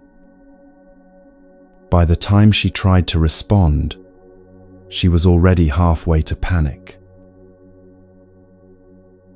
Then she learned about Satipatthana. The next time her colleague made a cutting remark in a meeting, Claire did something different. Instead of immediately trying to respond, she brought attention to her body. She felt her chest tighten. She noticed her breath getting shallow. She observed her hands gripping the table. Just noticing, without trying to change anything yet. And in that noticing, something shifted. The panic couldn't fully take hold because she was watching it happen rather than becoming it. She took one deliberate breath, long inhale, longer exhale, and felt her system start to settle. Only then did she respond, and her words came from calm rather than defense. This is the power of the first foundation. It interrupts the automatic escalation from trigger to reaction. The second foundation is mindfulness of feelings, Vedananu-passana. Not emotions like anger or fear, but the underlying pleasant, unpleasant, or neutral tone of each moment. When a toxic person says something hurtful, notice, this feels unpleasant.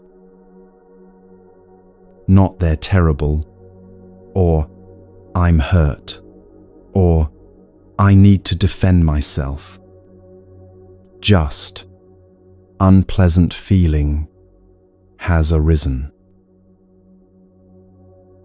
This simple recognition prevents you from building a whole story on top of the feeling.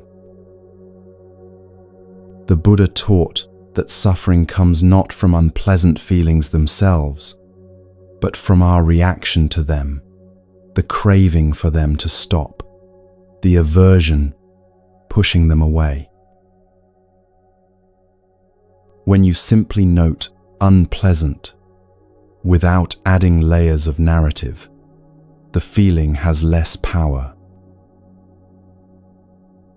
The third foundation is mindfulness of mind, Cittanupassana.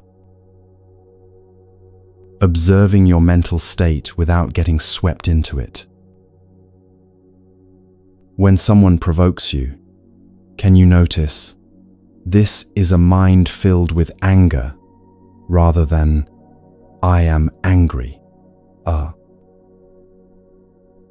The difference is subtle, but transformative. One identifies with the anger, you become it. The other observes the anger as a passing state. You witness it. A man named Robert had a family member who could trigger him into rage within minutes. Every holiday gathering, every phone call, the same patterns. Robert started practicing the third foundation. When his relative said something inflammatory, instead of immediately defending or attacking, Robert silently noted, anger is present in the mind. Not, I'm furious, just anger is here. This small shift changed everything. The anger still arose. The Buddha never promised you'd stop feeling difficult emotions. But Robert wasn't possessed by it anymore. He could feel anger present while remaining stable enough to choose his response. The fourth foundation is mindfulness of mental objects, Dhammanupassana. Observing thoughts, beliefs, and patterns without getting tangled in them. When a toxic person activates your old wounds, can you see the thought, "I'm not good enough," arise without believing its truth? Can you notice, "This is the pattern where I try to prove my worth without acting it out"? These four foundations work together as a complete system of staying anchored when others try to destabilize you. Body. Notice the physical response. Feelings. Recognize pleasant, unpleasant, neutral. Mind.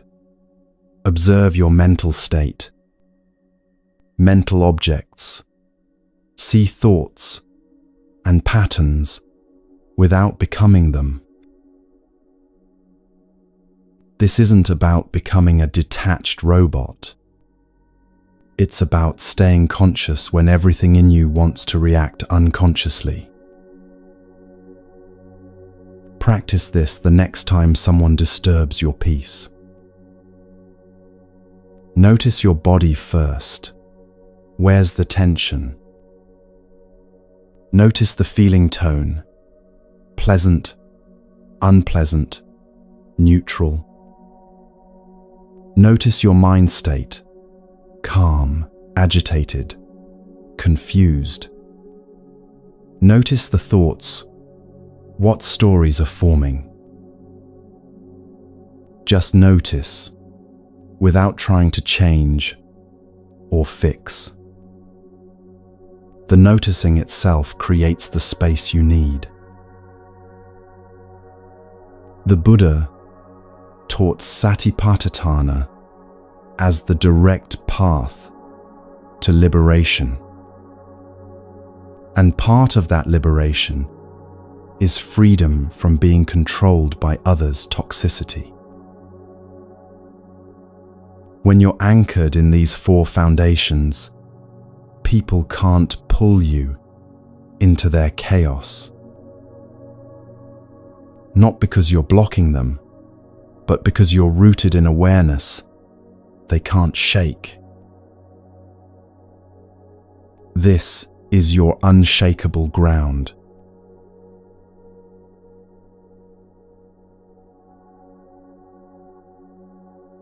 You're lying awake at 3 a.m., replaying the conversation for the 100th time. Should I have said something different? Is this my fault? Am I responsible for how they reacted? Should I fix this tomorrow? The questions spiral endlessly because you're using the wrong kind of attention. The Buddha taught something he considered foundational to all wisdom, yoniso manasikara, often translated as wise reflection or careful attention. But it's more specific than that. It's the ability to examine any situation and see clearly what's truly happening here.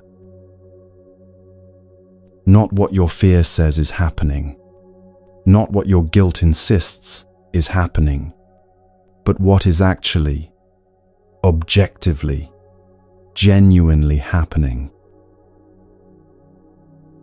This final teaching is about discernment, the capacity to separate what's yours to carry from what belongs to others. Most people struggling with toxic relationships lack this discernment. They take responsibility for others' feelings, choices, and paths, while neglecting responsibility for their own peace, boundaries, and well-being. Yoniso manasikara teaches you to ask different questions. Not, how do I make them happy, but, is their happiness my responsibility?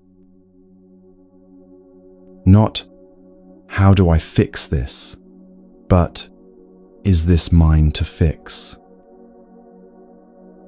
Not, what did I do wrong, but, what actually happened here?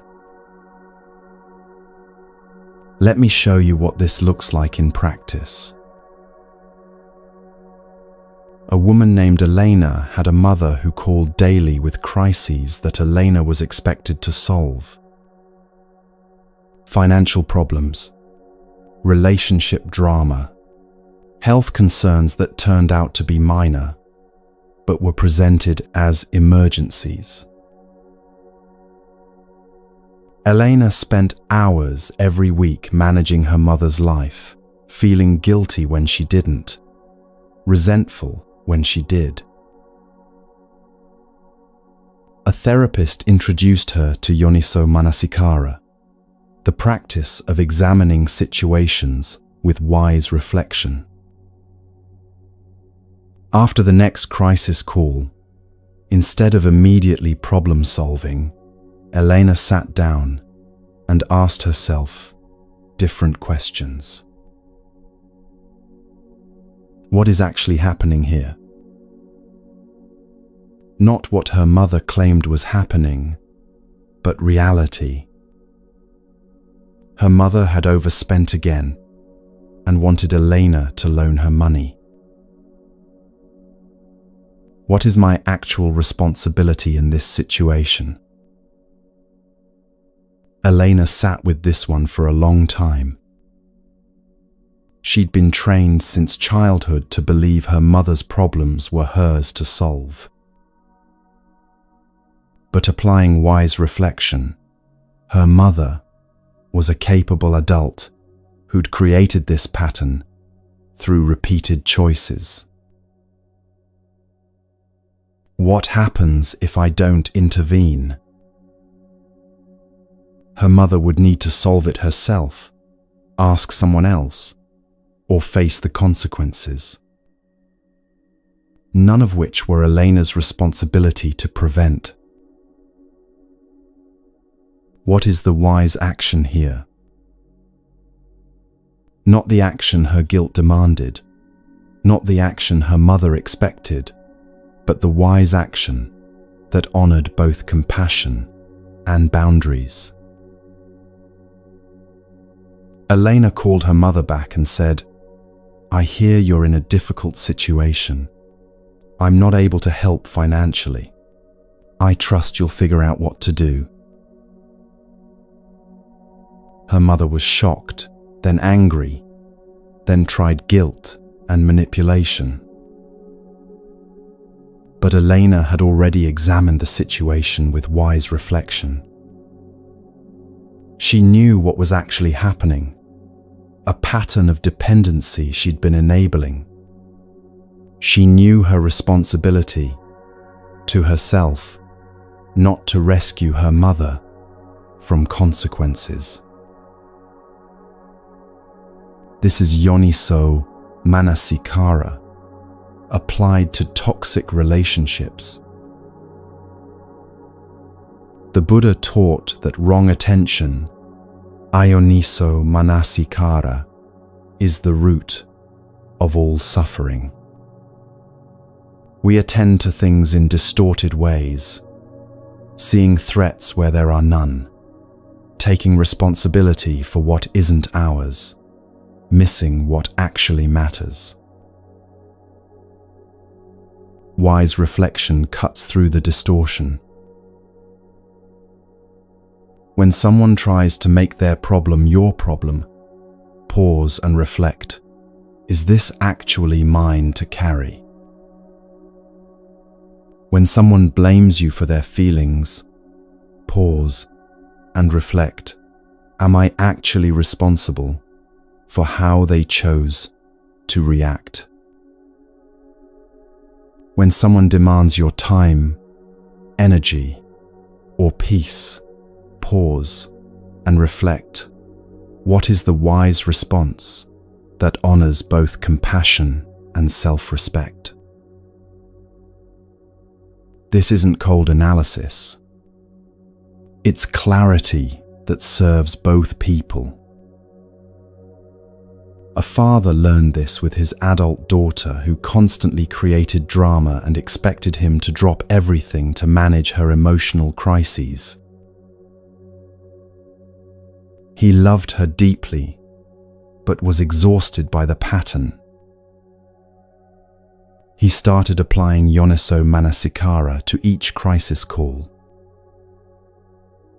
What is actually happening? His daughter was upset and wanted him to fix her feelings. What is my responsibility? To love her, not to manage her emotions for her. What is the wise action?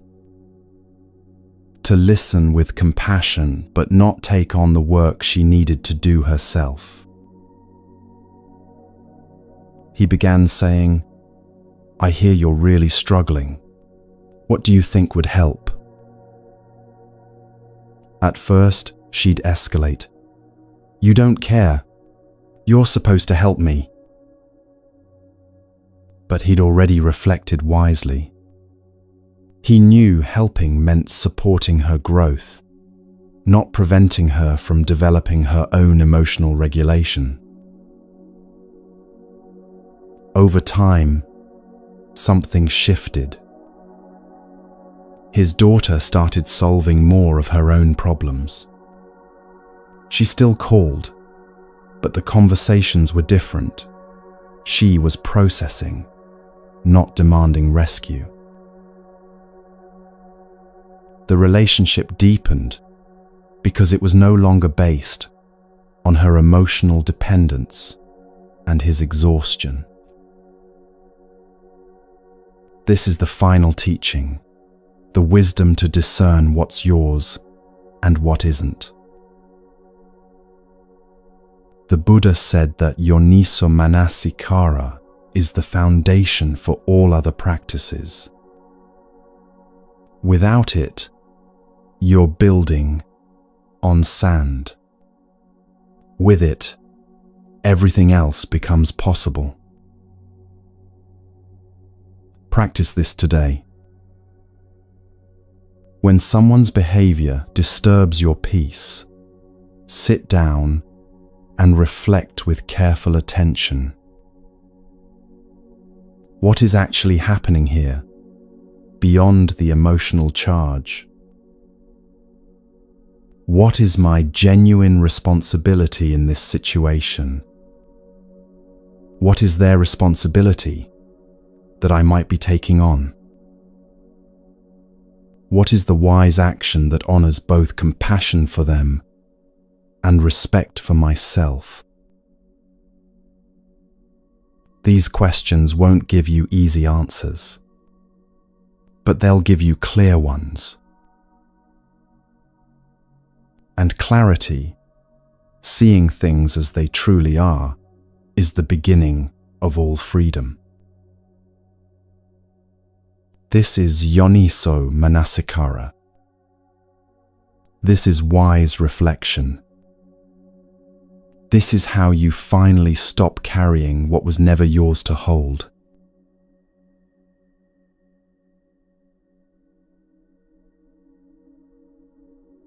We've walked together through 12 ancient teachings.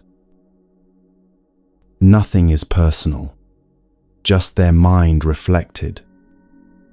Loving kindness protects through inner cultivation. Mindfulness of breathing creates space between stimulus and response. Right action includes boundaries as compassion. Clear seeing reveals others mirror their own suffering. Noble silence means your peace needs no defense. Right effort teaches you to choose battles wisely. Equanimity shows that distance can be medicine.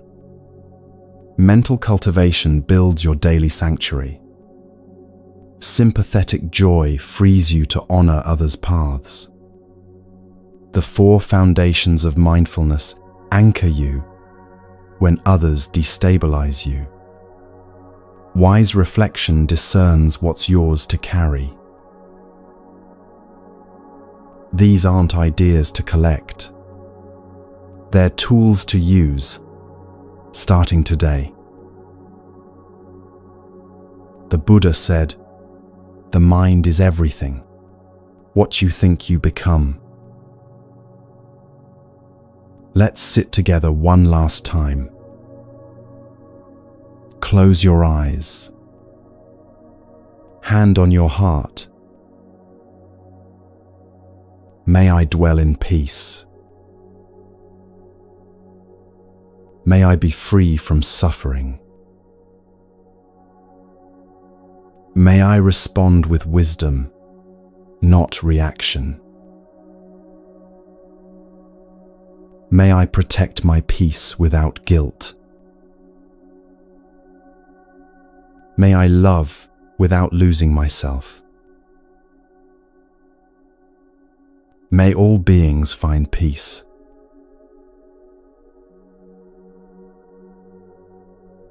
You're not alone. Right now, someone in Tokyo just finished listening. Someone in Sao Paulo is falling asleep to these words. Someone in Berlin is waking with new understanding.